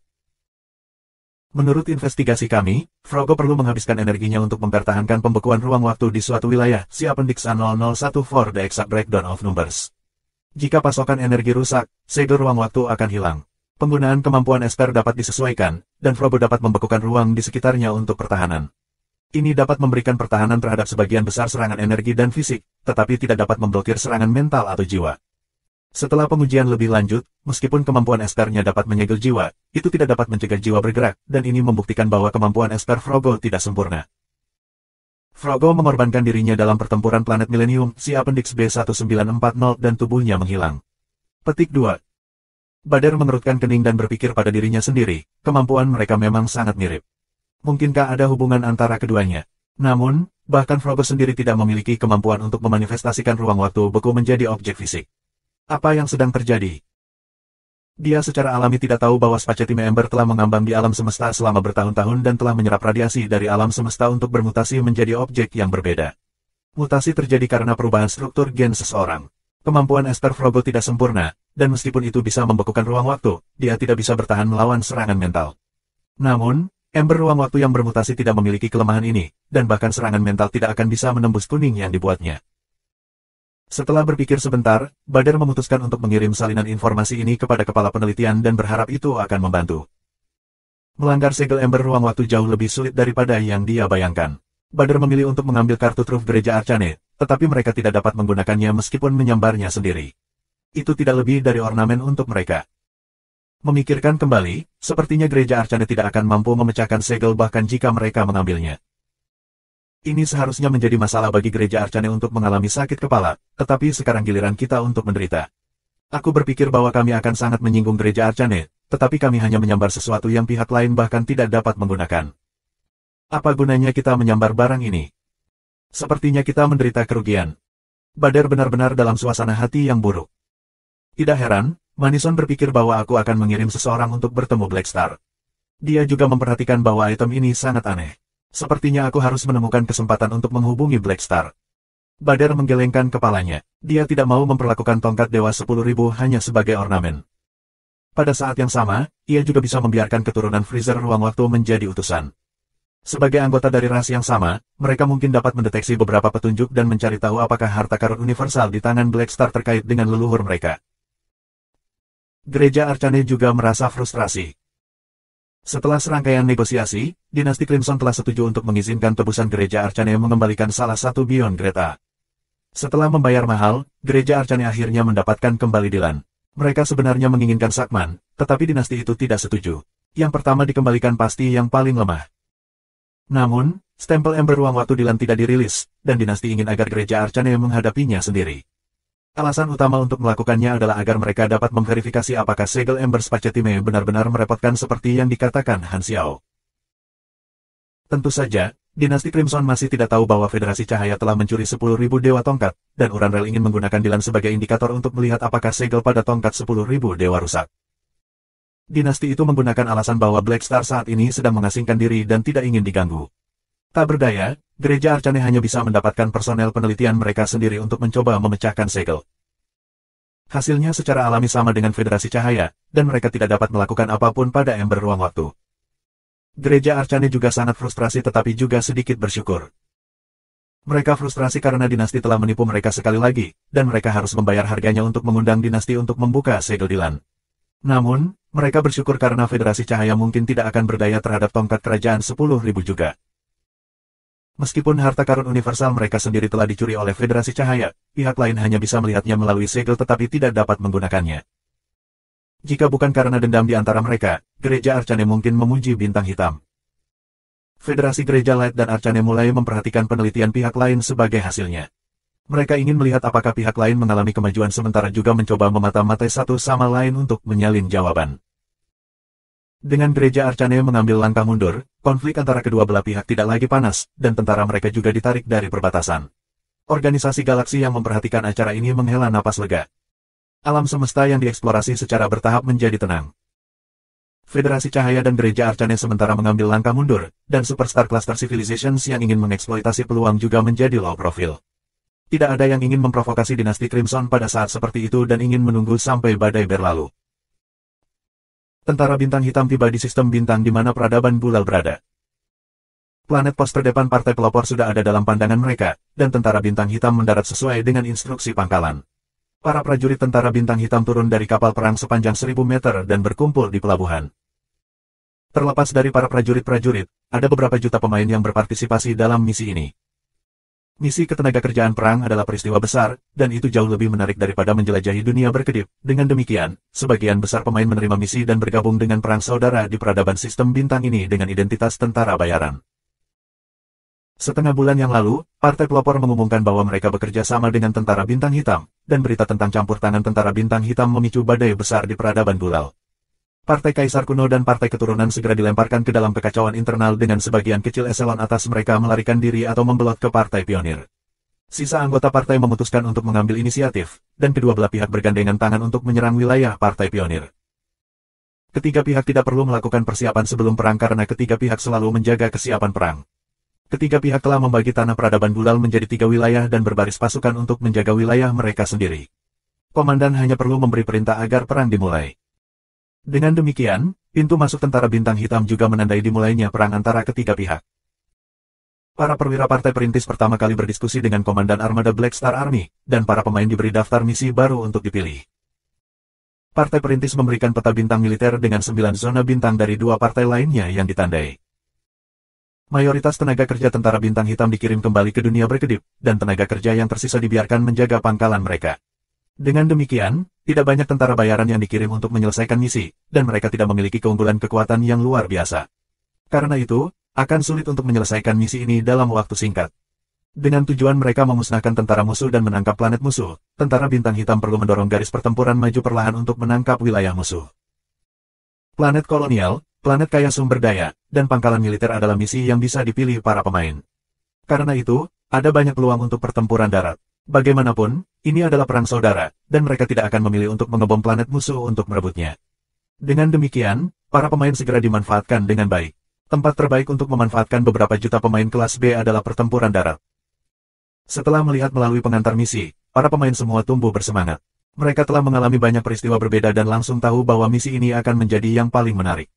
Berkelahi bersama dengan kapal perang itu sangat merepotkan, dan para pemain lebih suka melawan monster di tanah sebagai gantinya. Selain itu, mereka adalah karakter utama dari misi ketenagakerjaan ini, dan mereka hanya perlu menikmati pertempuran dengan sepenuh hati. Ukuran dan level musuh telah ditunjukkan, dan para pemain dapat membuat keputusan dengan hati-hati. Level musuh juga sangat jelas. Musuh dapat secara kasar dipecah menjadi beberapa kelompok yang berbeda: prajurit meriam, monster kelas tinggi grade C, monster elit kelas B, bos mini kelas B, dan beberapa bos kelas bencana yang memiliki nama mereka sendiri. Semua pemain sangat puas dengan misi. Ini adalah alasan utama mereka bergabung dengan misi, untuk bertarung seperti yang mereka inginkan. Mereka akhirnya tidak harus hanya menonton dari samping. Selama 1 bulan kemudian, partai pelopor bertahan melawan serangan partai Kaisar Kuno dan partai keturunan saat melakukan serangan balik dengan tentara bintang hitam. 3 pihak mencoba menerobos lubang pertahanan musuh, yang menghasilkan garis wilayah bergerigi di peta bintang. Pada saat ini, sebuah planet kolonial yang berada di dekat perbatasan partai Kaisar Kuno sedang diserang. Armada Parti Pionir dan Black Star Army terlibat dalam pertempuran sengit dengan armada pertahanan planet ini. Pada saat yang sama, kota-kota di planet ini diserang dari langit dengan perisai pelindungnya dibombardir dan menjatuhkan pot diluncurkan di lubang yang dibuat. Layar cahaya hemisferis menutupi ibu kota planet kolonial ini dan mengalami serangan yang tidak pernah berakhir dari langit. Ledakan warna-warni bisa terlihat di permukaan layar cahaya, dan perisai pelindung mulai berkedip-kedip goyah. Setelah mempertimbangkan banyak alasan untuk perang saudara, tentara setempat menutup semua tempat perlindungan bawah tanah dan melarang warga sipil mereka untuk masuk. Banyak penduduk kota hanya bisa gemetar di rumah mereka sendiri, dan pasukan darat kota berkumpul dan menatap langit. Kaca. Perisai pelindung kota akhirnya tidak bisa menahan gelombang serangan dan mulai retak di depan mata semua orang. Saat berikutnya, titik-titik hitam yang padat dapat terlihat muncul dari langit, turun dari atas seperti meteor. Meriam anti udara kota segera melepaskan tembakan ke drop pod, dan bola ledakan bisa dilihat di udara. Sebagian dari drop pod hancur di langit, tetapi banyak yang berhasil mendarat di kota. Pasukan pemain muncul dari drop pod dan mulai beraksi. Masing-masing dari mereka memiliki alat deteksi untuk memindai dan menunjukkan semua target bermusuhan yang memiliki senjata. Pasukan yang turun sudah sangat terbiasa dengan misi seperti itu dan mulai membersihkan musuh-musuh di kota. Pertempuran meletus di setiap sudut kota, dan para pemain mulai bertukar tembakan dengan pasukan darat. Meskipun mereka memiliki kekurangan dalam hal jumlah, para pemain hampir semuanya adalah Supers kelas B, dan sebagian besar musuh adalah tentara biasa. Kelas B Supers adalah petarung tingkat menengah di galaksi dengan semuanya memiliki kekuatan tempur seluruh pasukan. Menghancurkan sebuah bangunan adalah sepotong kue, dan para pemain bukanlah Supers kelas B biasa. Mereka tidak takut diserang dan bisa bertarung tanpa khawatir. Pasukan darat sangat terkejut ketika menyadari bahwa tentara bayaran galaksi ini dapat maju ke depan sambil menanggung api besar tanpa rasa takut akan kematian. Mereka dapat dengan mudah memotong formasi mereka dan membantai pasukan mereka. Dari peta, titik-titik hitam yang mewakili tentara pemain dengan cepat berkelok-kelok di kota, dan titik-titik merah yang mewakili musuh menghilang dengan cepat. Di pusat kota, gedung pemerintah sudah diserang oleh 7 pihak pemain. Di beberapa ruangan di gedung pemerintah, pesta kaisar kelas B super-super berlutut di tanah dengan mata terbuka lebar karena kaget. Orang di depannya mengeluarkan pisau dari tenggorokannya, dan darah berceceran di mana-mana. Hidup terkuras dari tubuhnya, dan dia jatuh ke genangan darahnya sendiri. Level orang ini cukup tinggi. Aku hanya punya 37% dari kesehatan aku yang tersisa. Frenzied Sword mengibaskan darah di pedangnya. Armor hitam perak yang dia kenakan sekarang adalah peralatan mechanical pugilis dengan berbagai senjata mekanik tersembunyi yang tersembunyi di sekitar. Seluruh ruangan penuh dengan mayat, dan anggota River Valley dan anggota timnya ada di sampingnya. Mereka baru saja bekerja bersama untuk menyingkirkan semua orang di ruangan itu dan sekarang memperbaiki daya tahan peralatan mereka sambil mencari rampasan perang mereka. Di luar pintu, suara api yang kuat bisa terdengar. Petugas kelas B yang mereka bunuh tampaknya cukup penting, dan sejumlah besar pasukan musuh ditarik ke lokasi mereka. Maple Moon menjaga di luar pintu, dan dia menggunakan perangkap mekanik dan menara artileri elektromagnetiknya untuk membalas tembakan. Pertahanan mekanika kelas B bukanlah sesuatu yang bisa diatasi oleh prajurit biasa. Mereka saya akan ditekan di sudut koridor, dan beberapa upaya mereka untuk maju ke depan berakhir dengan tanah penuh mayat. Maple Moon biasanya menikmati bermain dengan River Valley, dan Frenzied Sword juga bersedia membawa mekanik yang andal. Keduanya memiliki hubungan yang cukup baik. Ketika para mekanika melakukan kontak dengan teknologi kompresi di versi 3.0, mereka menjadi pilihan paling populer untuk membentuk sebuah pesta dengan. Mekanik tidak lagi harus perlahan membangun mesin mereka, dan kecepatan persiapan mereka meningkat pesat. Terlepas dari apakah itu untuk melawan penjara bawah tanah atau menyelesaikan misi, setiap pihak pada umumnya akan memiliki seorang mekanik. Tentu saja, setiap mekanik memiliki seperangkat peralatan yang berbeda dan mampu menghadapi keadaan yang berbeda. Pedang jahat menyuntikkan dirinya dengan serum untuk memulihkan kesehatannya dan dengan santai berkata, "Aku ingin tahu berapa banyak musuh kelas B yang ada di kota ini. Kita seharusnya merawat sebagian besar dari mereka." Frenzied Sword melihat ke peta pertempuran. Para prajurit di kota sebagian besar telah dihancurkan. Hao Tian dan yang lainnya telah membunuh 4 kelas B lantai bawah. Petik 2. Betapa beruntung. Kami hanya berhasil membunuh 2 di sepanjang jalan, kata Evil Sword dengan iri. Kelas B Supers adalah elit yang bisa memberi mereka banyak pengalaman. Selain itu, setiap elit kelas B memiliki nama dan akan memberi mereka hadiah tambahan untuk misi. Terlepas dari pengalaman, mereka dapat mengumpulkan hadiah tambahan dari partai pionir, dan semua pemain sangat bersemangat membunuh musuh-musuh kelas B. Untuk pesta kelas 1, mungkin tidak mungkin untuk solo kelas B elit, tetapi pesta 5 bisa dengan mudah menang melawan kelas B super biasa. Bahkan jika musuh mini boss grade B sulit dihadapi, itu masih dalam kemampuan para pemain. Peradaban sistem bintang hanya akan memiliki 10 atau 20 super grade bencana, dan mereka hanya akan muncul dalam pertempuran utama. Dengan demikian, jutaan pemain kelas B pada dasarnya tak terkalahkan di planet kolonial lainnya. Tidak terlalu lama kemudian, pasukan di kota ini benar-benar musnah, dan para pemain kembali ke pesawat ruang angkasa sebelum dikirim ke medan perang baru. 3 planet kolonial lainnya dihancurkan oleh makhluk abadi Black Star Army. Eselon atas dari Partai Kaisar Kuno melihat peta bintang, dan kekhawatiran dapat dilihat pada wajah lemah mereka. Keabadian tentara bintang hitam terlalu menakutkan, dan tidak mungkin untuk menahan mereka, kata salah satu petugas. Sampai sekarang, total 21 planet kolonial telah direbut oleh mereka. Jika musuh hanya memiliki armada kapal perang, mereka tidak akan merasa sakit kepala. Partai Kaisar Kuno benar-benar tidak berdaya melawan makhluk abadi. Jumlah total abadi mungkin lebih dari semua grade B dalam peradaban mereka, dan abadi ini bahkan tidak bisa dibunuh. Eselon atas dari Partai Kaisar Kuno hanya bisa menonton ketika para pemain yang mampu menghidupkan kembali merebut planet kolonial mereka satu demi satu. Dewa abadi dari Black Star Army selalu terkenal di Sateret Star Ring, dan itu adalah kesempatan mereka untuk mengalaminya secara pribadi kali ini.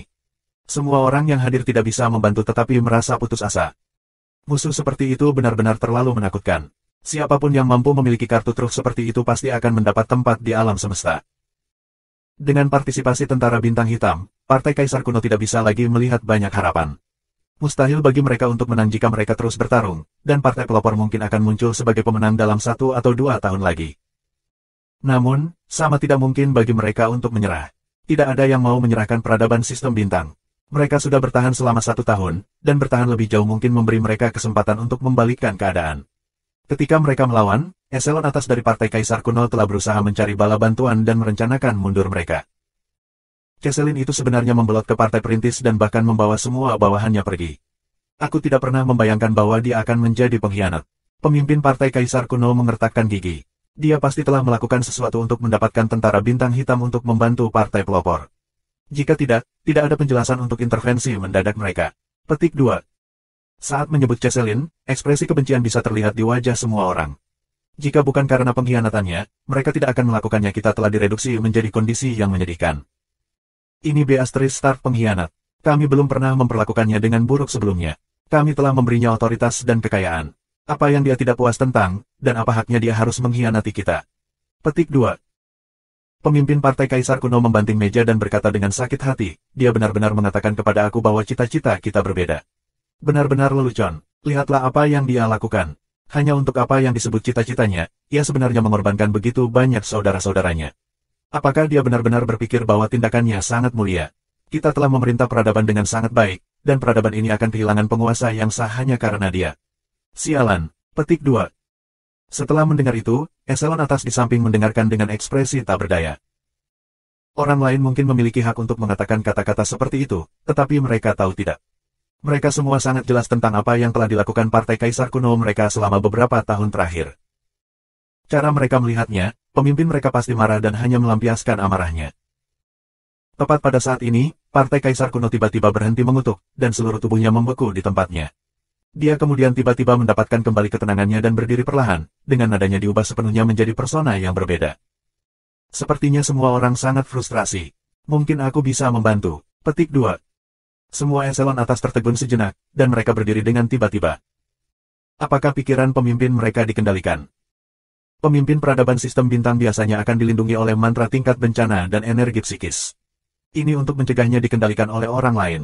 Paling tidak mungkin bagi Calamity Grade Super untuk mengendalikan pemimpin peradaban sistem bintang tanpa jejak di depan orang banyak. Siapa yang melakukan ini? Mungkinkah Beyond Grade A? Siapa kamu? Kata seorang perwira militer dengan hati-hati dan mengirim pesan untuk membuat semua kelas bencana bergegas. Kamu tidak perlu khawatir. Aku tidak datang dengan niat buruk. Aku tidak punya niat untuk memberitahu kamu identitas aku, kata pemimpin partai Kaisar Kuno tanpa emosi.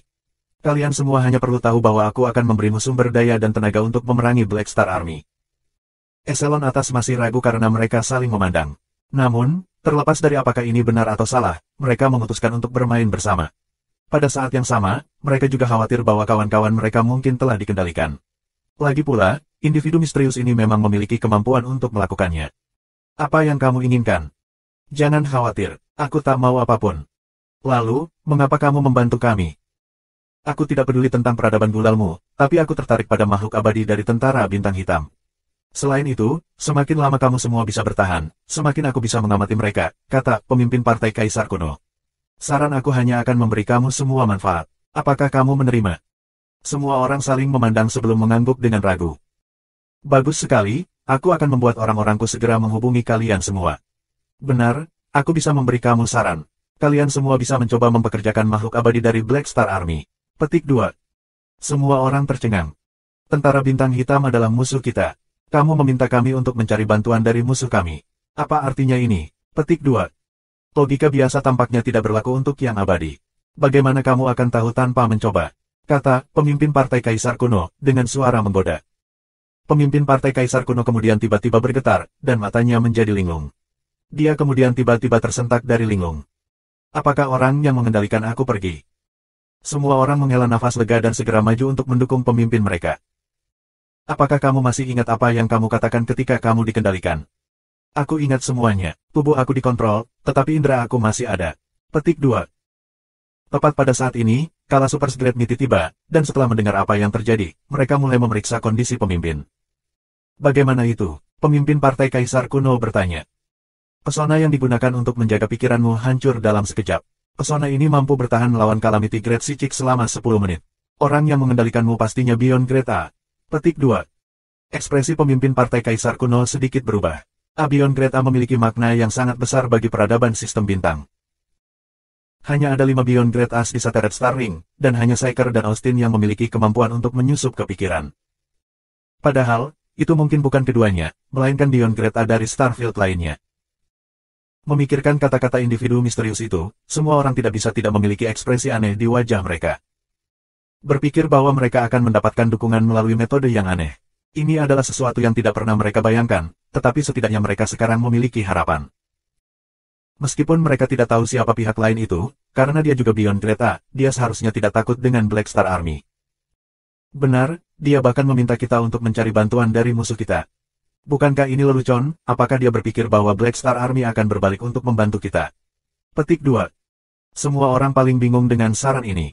Jelas itu adalah tindakan yang tidak berarti, dan mereka benar-benar tidak mengerti maksud melakukannya. Pemimpin partai Kaisar Kuno mengangguk. Karena kita tidak punya cara untuk mundur, mengapa kita tidak mencobanya? Planet yang mengatur partai perintis terletak di Star Zone 3, dan eselon atas di dalam partai itu mengamati situasi pertempuran. Di ruang konferensi, eselon atas partai berkumpul, dan suasananya benar-benar berbeda dari pertemuan di partai Kaisar Kuno. Semua orang memiliki senyum cerah di wajah mereka, dengan pemimpin partai pelopor bersinar dengan cahaya.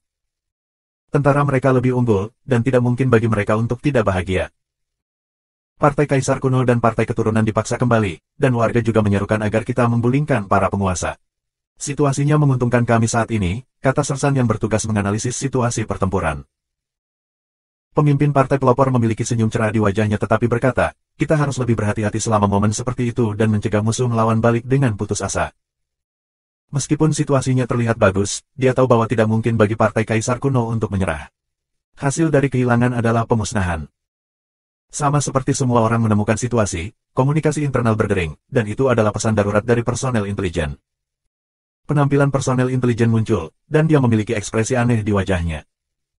Yang mulia, Partai Kaisar Kuno membuat pengumuman.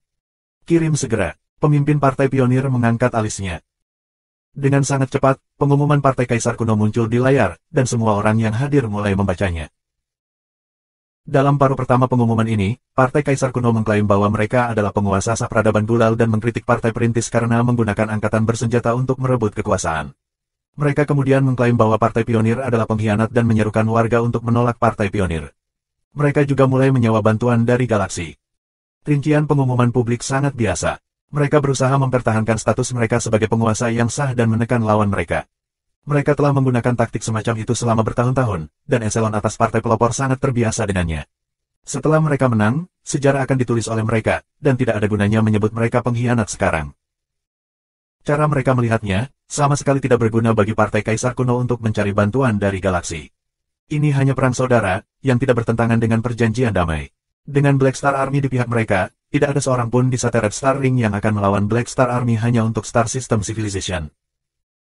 Kelompok tentara bayaran yang memiliki ukuran tertentu tidak akan membantu mereka, dan peradaban lain hanya akan menonton di samping. Bahkan Bloodset Land tidak akan melawan sekutu tituler mereka untuk masalah sekecil ini. Dengan demikian, tidak mungkin bagi Partai Kaisar Kuno untuk menemukan bantuan. Ini adalah efek kuat mencari bantuan dari Black Star Army. Mereka mampu mencegah musuh dari menemukan dukungan apapun. Pemimpin Partai Perintis kemudian membaca sampai akhir dan terpana. Tunggu sebentar, Partai Kaisar Kuno berusaha mencari bantuan dari tentara bintang hitam. Pemimpin partai pelopor menggosok matanya dan berpikir bahwa dia telah salah membaca sesuatu. Memikirkan bahwa Partai Kaisar Kuno sebenarnya ingin mempekerjakan tentara bintang hitam dan berusaha meyakinkan tentara bintang hitam untuk membantu mereka. Eselon atas dari Partai Perintis semua saling memandang dengan wajah bingung. Apa artinya mencari bantuan dari musuh mereka? Bahkan jika Black Star Army adalah bantuan luar, mereka sudah menandatangani kontrak kerja. Mengapa mereka secara terbuka melanggar TDA kontrak? Bukankah ini akan merusak reputasi mereka sendiri? Selain itu, Black Star Army adalah organisasi Beyond Grade A, dan karena mereka sudah memutuskan untuk membantu Partai Pionir, mengapa mereka tiba-tiba kembali pada kata-kata mereka? Bahkan jika kamu ingin mencoba dan mengikat Black Star Army ke sisi kamu harus melakukannya secara pribadi, bukan? Dengan status Black Star saat ini, akankah dia secara terbuka kembali pada kata-katanya?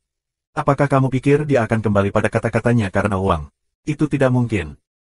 Tetapi jika tujuan dari ini adalah untuk mendorong irisan di antara kita, bukankah itu metode yang terlalu kasar? Sepertinya Partai Kaisar Kuno benar-benar sudah gila, kata pemimpin Partai Perintis dengan mulutnya yang kram. Ini seharusnya menjadi lelucon paling lucu yang pernah aku dengar. Hahaha. Semua orang tidak bisa menahan tawa. Tidak terlalu lama kemudian, pengumuman Partai Kaisar Kuno disebarkan ke seluruh peradaban Gulal. Bukan hanya Partai Perintis yang bingung. Bahkan Partai Keturunan benar-benar bingung. Apakah rekan tim aku bodoh? Anggota Partai Kaisar Kuno merasa sangat malu. Mereka saat ini bertarung dengan musuh, tetapi atasan mereka sebenarnya mencoba mencari bantuan dari musuh. Apa kebodohan ini? Ada banyak yang menafsirkan ini sebagai eselon atas yang pesimis tentang hasil pertempuran, dan moral mendapat pukulan besar. Di pihak tentara bintang hitam, para anggota tentara tidak bisa menahan tawa.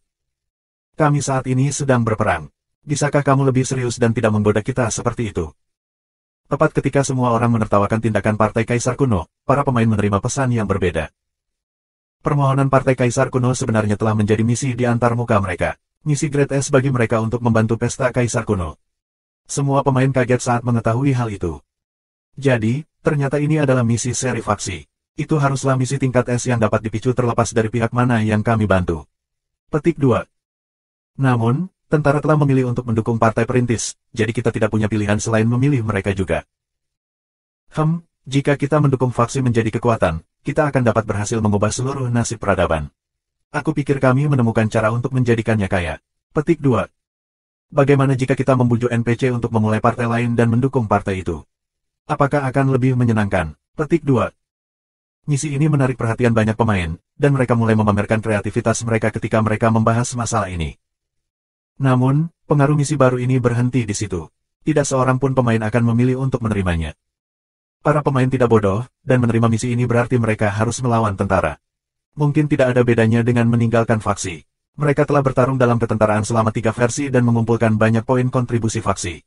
Selain itu, potensi pertumbuhan di Black Star Army juga sangat tinggi. Peradaban sistem bintang belaka tidak layak bagi mereka untuk mengkhianati faksi.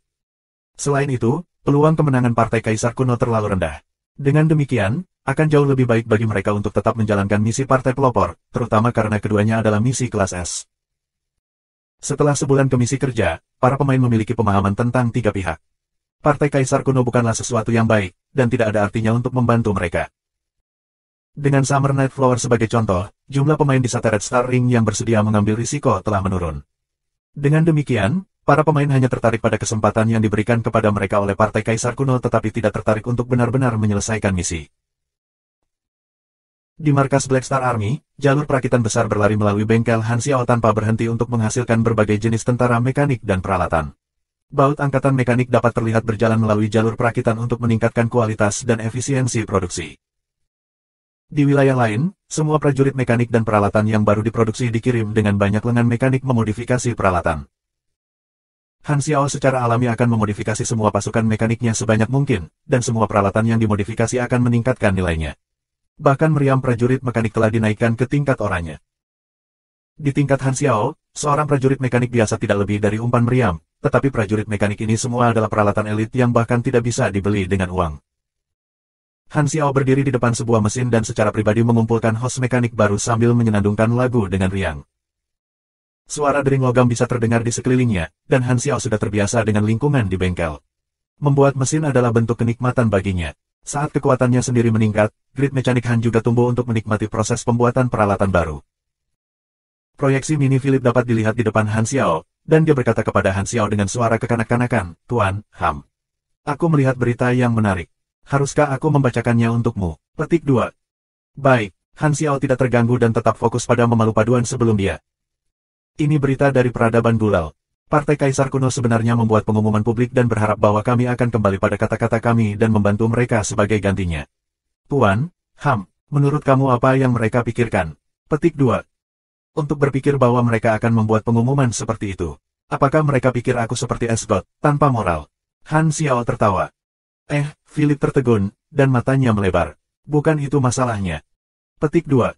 Kamu juga sudah belajar cara bercanda, iya. Han Xiao segera mengubah topik pembicaraan dan berkata, meskipun sulit untuk memahami mengapa Partai Kaisar Kuno akan melakukannya, aku kira itu masih bisa dimengerti. Jika bukan karena Cheselin, aku tidak akan pernah melakukan kontak dengan Partai Pionir. Mereka, Petik 2. Tepat pada saat ini, Han Xiao tiba-tiba membeku di tempat dan memikirkan misi Partai Kaisar Kuno. Dia kemudian membuka forum untuk melihatnya. Para pemain memang mendiskusikan masalah ini di forum, dan banyak dari pemain mengambil tangkapan layar dari misi kelas S Partai Kaisar Kuno. Tebakannya tidak salah, dan permohonan bantuan Pesta Kaisar Kuno memungkinkan para pemain untuk memicu misi. Han Xiao mengelus dagunya dan berpikir. Meskipun itu hanya tampak seperti langkah putus asa oleh Partai Kaisar Kuno, Han Xiao tidak bisa membantu tetapi berpikir bahwa masalah ini sangat aneh. Ini adalah permohonan bantuan yang tidak masuk akal. Rasanya seperti, mata Han Xiao menyipit. Permohonan bantuan ini ditujukan untuk para pemain. Bukan karena dia curiga, tapi ada terlalu banyak kebetulan. Meskipun tindakan Partai Kaisar Kuno tampak seperti lelucon bagi semua orang, itu bukan lelucon bagi para pemain tetapi cara bagi mereka untuk memicu misi. Apakah ini karena keberuntungan atau tindakan yang disengaja? Han Xiao ragu-ragu sejenak. Dia memiliki sedikit petunjuk dan tidak yakin tentang tebakannya sendiri. Namun, ia akan selalu merencanakan agar skenario terburuk menjadi aman. Ada alasan untuk ini. Dalam kehidupan sebelumnya, ada fase yang sama. Ketika para pemain mulai tumbuh dan bergerak di jagat raya, banyak organisasi galaksi mulai memperhatikan para pemain dan menganalisis karakteristik, spesialisasi, dan kebiasaan mereka. Bahkan selama versi saat ini, ada banyak organisasi yang memperhatikan para pemain. Dia telah beroperasi di cincin bintang hancur selama bertahun-tahun, dan tidak ada yang berani mencuri kekuatan kartu asnya dengan statusnya. Namun, situasi para pemain di Starfield lain berbeda, dan tidak aneh bagi para pemain untuk menarik perhatian organisasi. Dia bukan satu-satunya yang ingin merekrut para pemain. Han Xiao tidak terlalu khawatir tentang ini. Para pemain telah menginvestasikan 3 versi waktu dan upaya mereka ke dalam tentara, dan mereka tidak akan begitu mudah dicuri oleh yang lain. Selain itu, NPC biasa hanya akan memperlakukan para pemain sebagai pasukan khusus. NPC lain tidak memiliki antarmuka dan tidak akan bisa mendapatkan banyak pengalaman dari para pemain. Namun, itu juga akan sangat membuat frustasi jika seseorang benar-benar ingin mencuri sayurannya. Aku awalnya berencana untuk mengabaikan misi peradaban Gulal, tetapi sepertinya aku harus memperhatikannya sekarang. Seseorang telah mengincar para pemain tentara. Kilatan dingin melintas melewati mata Han Xiao. Armada misterius kemudian memasuki perbatasan peradaban Gulal. Ini adalah wilayah Partai Kaisar Kuno, dan Kaisar Kuno P Armada Arti sudah ada. Di kapal utama, pemimpin Partai Kaisar Kuno memandang peta bintang dan menghela nafas lega. Mereka akhirnya di sini. Beyond Greta yang misterius itu berjanji untuk memberi mereka bala bantuan, dan armada ini adalah bala bantuan pertama. Pemimpin Partai Kaisar Kuno ingin menebak identitas Beyond Greta melalui armada tetapi tidak kaget ketika melihat lencana bala bantuan. Ini adalah organisasi bersenjata lokal di Shattered Star Ring yang dikelola oleh 4 Super Great Calamity. Salah satunya bahkan biji Beyond Greta. Akibatnya, ketenaran dan ukuran organisasi tidak terlalu kecil, tetapi banyak orang percaya bahwa mereka tidak memiliki pendukung. Namun, sepertinya organisasi low profile ini sebenarnya memiliki Beyond Greta yang tidak diketahui di belakang mereka. Siapa saja Beyond Greta yang misterius ini? Mungkinkah dia memiliki lebih dari satu organisasi di bawahnya di Shattered Star Ring? Pemimpin Partai Kaisar Kuno menekan keraguan di dalam hatinya dan menghubungi pihak lain. Dengan bantuan organisasi bersenjata ini, situasi mereka akan jauh lebih baik. Bendera kedua belah pihak bertemu satu sama lain, dan proyeksi pemimpin Partai Kaisar Kuno bertemu dengan 4 pemimpin tingkat bencana. Aku adalah pemimpin peradaban Gulal. Aku berterima kasih. Kami akan membantu kamu menekan para pengkhianat. Tidak perlu berterima kasih kepada kami karena kami hanya memenuhi pesanan kami. Benih Beyond Greta memotong kata-kata pemimpin Partai Kaisar Kuno. Pemimpin Partai Kaisar Kuno berpikir sejenak sebelum memeriksa. Aku ingin tahu, siapa yang memberi perintah. Tepat pada saat ini, seorang anggota di samping tiba-tiba bergetar, dan dia dirasuki oleh Beyond Greta yang misterius. Jangan mencoba mencari tahu siapa aku, kalau tidak, perjanjian kita akan berakhir. Pemimpin Partai Kaisar Kuno terkejut dan langsung mengangguk setuju. Kami telah mengikuti saran kamu, tetapi tentara bintang hitam tidak menunjukkan reaksi. Apakah begitu? Individu misterius itu tidak terkejut. Kegagalan tidak bisa dihindari, dan kebiasaan yang aku pahami tidak akan selalu berhasil. Itu sebabnya aku perlu mengamati dan bereksperimen lebih banyak. Petik 2. Individu misterius jatuh ke dalam pemikiran yang mendalam. Namun, sepertinya Black Star tidak hanya memiliki keberuntungan tetapi juga memahami beberapa kebiasaan mereka seperti aku. Dengan Partai Kaisar Kuno menerima bala bantuan baru, kemajuan Partai Pelopor dibatasi.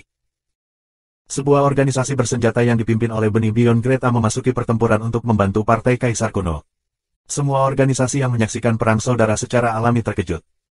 Masih ada mereka yang berani melawan Black Star Army di Shattered Star Ring. Meskipun tentara bintang hitam bukan satu-satunya tiran dari cincin bintang hancur, tindakan seperti itu masih membingungkan banyak orang. Bagaimanapun, ini bertarung melawan Black Star Army. The Black Star Army memiliki banyak ahli di jajarannya, di mana keempat Super Great Calamity mendapatkan keberanian mereka untuk campur tangan dalam misi ketenagakerjaan Black Star Army. Bahkan jika salah satu dari mereka adalah biji Beyond Greta, itu masih belum cukup. Han Xiao, yang menerima berita dari Philip, memverifikasi pikirannya pada saat itu. Selanjutnya, Han Xiao tahu siapa dalam setelah melihat organisasi bersenjata. Ternyata mereka, Han Xiao menyadari. Benih Beyond Greta dari organisasi ini disebut Luthor, dan dia adalah super yang terkenal yang aktif di Shattered Star Ring. Sebenarnya, Luthor sebenarnya adalah anggota elit kelompok keuangan yang membentang di berbagai Starfield yang disebut Limitless. Masa damai membawa banyak peluang bisnis dan banyak kelompok keuangan besar. Limitless adalah kelompok keuangan yang unik karena pemimpinnya adalah Beyond Greta Super. Tidak semua Beyond Greta ingin membentuk organisasi bersenjata, dan Beyond Gretas yang berbeda memiliki berbagai minat dan kelebihan. Pemimpin tanpa batas adalah Beyond Greta yang menikmati menghasilkan uang dengan nama Sorokin. Dia memiliki posisi khusus di alam semesta. Setelah Sorokin mengambil alih sebagai pemimpin kelompok keuangan, ia mengembangkan kelompok keuangan tanpa batas ke skala saat ini. Grup super finansial ini adalah organisasi bisnis elit yang terlibat dalam banyak sektor, termasuk manajemen, militer, teknologi, perdagangan, intelijen, layanan, dan manufaktur. Itu memiliki banyak merek berbeda di bawah namanya, dan operasinya membentang di banyak Starfield berbeda. Itu adalah konglomerat yang sangat terkenal dan bahkan memiliki urusan bisnis dengan ketiga peradaban universal. Grup keuangan tanpa batas milik vaksin netral dan sudah menjadi perusahaan terbuka di alam semesta. Aset mereka menakutkan, dan logo mereka adalah strip Mobius. Cabang bersenjata grup keuangan tanpa batas tidak boleh dianggap remeh. Dengan jumlah kekayaan yang menakutkan, grup keuangan tanpa batas mengembangkan banyak anak perusahaan di berbagai Starfield, yang mirip dengan kekuatan militer kelompok keuangan tersebut. Organisasi Luthor adalah keberadaan seperti itu. Lebih jauh, Sorokin bukan satu-satunya pejuang Beyond Greta di grup keuangan tanpa batas. Sorokin telah mengikat beberapa sekutu Beyond Greta lainnya melalui saham mereka dengan beberapa orang kuno dimasukkan. Dengan uang untuk membuka jalan bagi mereka, jaringan grup keuangan tanpa batas tak terduga. Sebagai perbandingan, meskipun Black Star Army juga merupakan organisasi Beyond Greta, sejarahnya terlalu pendek, dan skalanya tidak sebanding dengan pihak lain. Luthor hanya mengungkapkan identitasnya sendiri dalam versi-versi selanjutnya, dan tidak ada yang tahu bahwa Luthor adalah anggota kelompok keuangan tanpa batas pada saat ini. Namun, Han Xiao berbeda, dia memahami latar belakang Luthor. Karena itu, dia segera tahu dalam mengganggu dalam urusan peradaban Gulal. Inilah keunggulan uniknya, banyak rahasia, bukanlah rahasia di depan matanya. Grup keuangan tanpa batas tampaknya sangat tertarik dengan para pemain, tetapi ini tidak terlalu aneh, pikir Han Xiao dalam hati. Dalam kehidupan sebelumnya, grup keuangan tanpa batas adalah faksi bahwa pemain dapat bergabung dengan markas mereka berada di Lautan Bintang Roh. Banyak pemain DC dari Star Spirits bergabung dengan grup finansial selama fase tengah permainan. Bahkan sekarang, ada sekelompok besar pemain di Lautan Bintang Roh yang direkrut oleh grup keuangan tanpa batas, dan grup keuangan tanpa batas cukup populer di forum. Han Xiao bisa menebak niat pihak lain, dan mereka mungkin ingin memata-matai kebun sayurnya. Mereka seharusnya memperhatikan bahwa pasukan abadi sangat mirip dengan pemain yang mereka rekrut dan mengirim seseorang untuk menyelidiki para pemain. Mungkin grup keuangan tanpa batas akan menemukan beberapa kebiasaan pemain. Misalnya, mereka hanya perlu mengeluarkan permintaan kepada para pemain, dan bahkan jika itu tidak logis, beberapa pemain masih akan menjalankan permintaan tersebut. Dengan demikian, mereka mendapat Partai Kaisar Kuno untuk mengeluarkan permohonan bantuan kepada tentara untuk menguji reaksi para pemain. Dugaan Han Xiao tidak terlalu jauh dari kebenaran.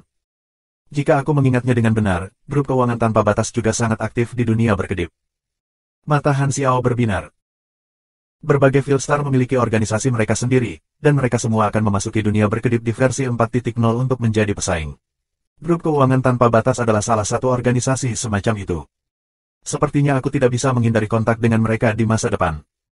Han Xiao merenung sejenak sebelum memanggil pengawal bintang hitamnya. Dengan sangat cepat, Hila membawa para anggota pengawal bintang hitam ke bengkel. Aku punya misi untuk kalian semua.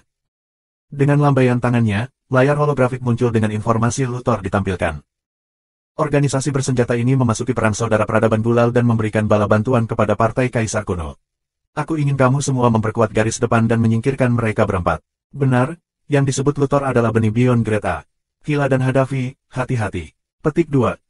Baik, Hila mengangguk. Aku kenal Luthor. Hadafi menyilangkan tangannya. Aku mendekatinya untuk spar sejak dulu. Dia adalah pugilis yang sangat kuat. Aneh, aku mengingatnya sebagai seseorang yang tidak menonjolkan diri. Kenapa dia tiba-tiba pergi melawan tentara? Petik 2. Siapa tahu? Han Xiao tidak siap untuk memberitahu orang lain bahwa dia mengetahui latar belakang pihak lain. Grup keuangan tanpa batas mungkin berpikir bahwa mereka masih beroperasi dari bayang-bayang, dan Han Xiao berencana untuk menjaga semuanya tetap seperti itu. Baik-baik saja maka, Hadafi tidak mengatakan hal lain. Meskipun dia mengenal Luthor, dia tidak akan gampang pada Luthor karena dia akan melawan tentara. Pengawal bintang hitam kemudian meninggalkan ruangan. Han Xiao membuka pintu ke dimensi sekunder dan memanggil senjata rasulnya. Puan. Psionik Prime berlutut sehingga kepalanya berada di level yang sama dengan Han Xiao. Bawa sekelompok tentara mekanik ke peradaban Gulal, kata Han Xiao. Jika Hila dan yang lainnya tidak berhasil, temukan peluang untuk menyingkirkan kelompok 4 Luthor. Philip akan mengirimkan kamu informasi tentang musuh. Petik 2. Dia tidak bisa melakukan apapun pada grup keuangan tanpa batas karena kedua pihak bukanlah musuh. Namun, memusnahkan kelompok Luthor bukanlah masalah karena itu sejalan dengan sikap Black Star Army. Karena mereka telah menerima misi kerja untuk melawan Black Star Army, pihak lain pasti akan membunuh anggota tentara. Karena kelompok keuangan tanpa batas sedang memperhatikan pasukannya yang abadi dan ingin menyelidiki mereka, Han Xiao akan menggunakan kesempatan ini untuk mengeluarkan cakar yang dikirim oleh kelompok keuangan tanpa batas. Dia masih bisa memperingatkan pihak lain bahkan jika dia berpura-pura tidak tahu tujuan mereka. Ini akan mencegah grup keuangan tanpa batas menjadi lebih berani dan mengirim lebih banyak orang untuk menyelidikinya. Ledakan. Sebuah pesawat ruang angkasa menabrak permukaan sebuah planet tak berpenghuni, meninggalkan kawah besar di belakang. Ketika pesawat ruang angkasa berhenti bergulir, Luthor merangkak keluar dari reruntuhan. Hila dan pengawal bintang hitam lainnya turun dari langit dengan luka ringan. Luka Luthor jauh lebih parah, dan dia memegangi dadanya yang berdarah. Jantungnya yang berdetak bisa dilihat melalui tulang rusuknya, dan luka-lukanya perlahan sembuh. Black Star benar-benar menganggap tinggi diriku. Dia mengirim seluruh pengawal bintang hitamnya. Batuk-batuk, itu akan menjadi suatu kehormatan bahkan jika aku akhirnya mati hari ini. Tuto wajahnya pucat, tetapi keputusasaan tidak bisa terlihat di wajahnya. Sebaliknya, dia tampak sangat riang seolah-olah dia telah melihat hidup dan mati. Kedua belah pihak telah bertemu di medan perang, dan pengawal bintang hitam sudah mengeluarkan 3 rekannya. Dia adalah satu-satunya yang tersisa, dan waktunya telah tiba. Hadafi menggelengkan kepalanya dan berkata, aku tidak mengerti mengapa kamu harus menerima misi kerja dari Partai Kaisar Kuno. Jika itu untuk mendapatkan uang, mengapa kamu harus melawan tentara bintang hitam? Kamu membunuh anggota tentara, dan Yang Mulia Bintang Hitam selalu akan mengirim ahli setelah kamu. Kamu pasti tahu fakta ini. Petik 2. Aku tidak punya kebiasaan memberikan penjelasan kepada orang lain. Luthor menarik napas dalam-dalam dan bersiap untuk bertarung sampai mati. Hadafi ragu-ragu sejenak dan mencoba membujuknya. Menyerah. Yang Mulia Blackstar sangat mudah bergaul dan menghargai bakat. Kamu adalah unggulan Beyond Greta, dan Yang Mulia tidak akan mempersulit kamu jika kamu bersedia bergabung dengan tentara. Petik 2. Aku tidak tertarik dengan itu. Baik membunuh aku atau dibunuh oleh aku. Aku tidak siap untuk pilihan ketiga. Petik 2. Apakah benar-benar ada kebutuhan seperti itu? Hadafi mengerutkan kening. Tidak ada kebencian di antara kami, dan tidak mudah bagimu untuk menjadi unggulan Beyond Greta. Kenapa kamu harus buru-buru sampai mati? Petik 2. Bang. Luthor menjawab dengan kepalan ke wajah Hadafi. Banyak pengawal bintang hitam mengambil tindakan bersama dan mengisi seluruh planet dengan kawah. Bahkan jika Luthor adalah biji Beyond Greta, dia tidak bisa menahan serangan ganas seperti itu.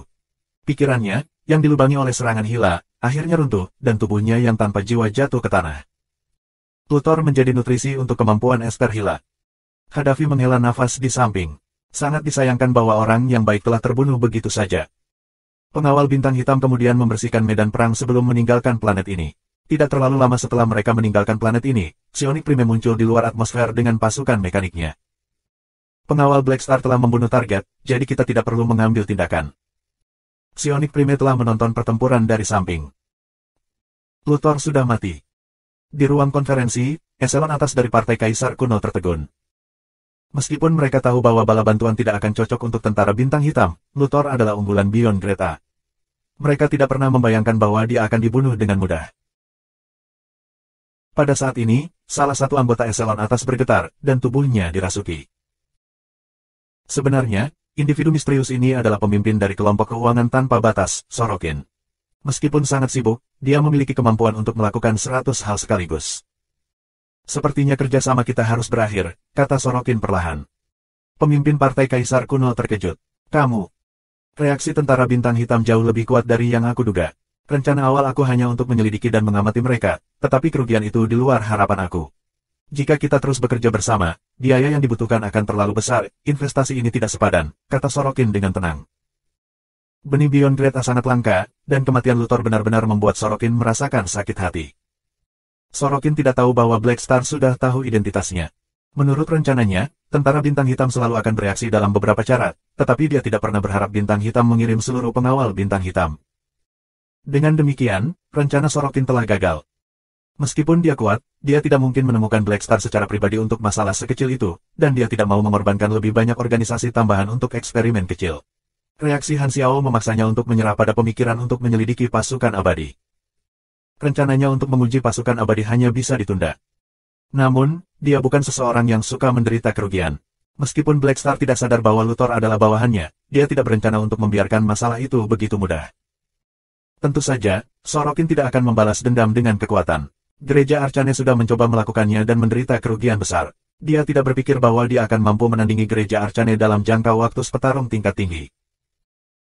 Namun, sejarah telah membuktikan bahwa Blackstar adalah karakter yang ambisius, dan Sorokin percaya bahwa Blackstar akhirnya harus menghadapi kelompok keuangan tanpa batasnya. Hari ini mungkin tidak terlalu lama kemudian karena dia saat ini berusaha untuk masuk ke dunia flickering.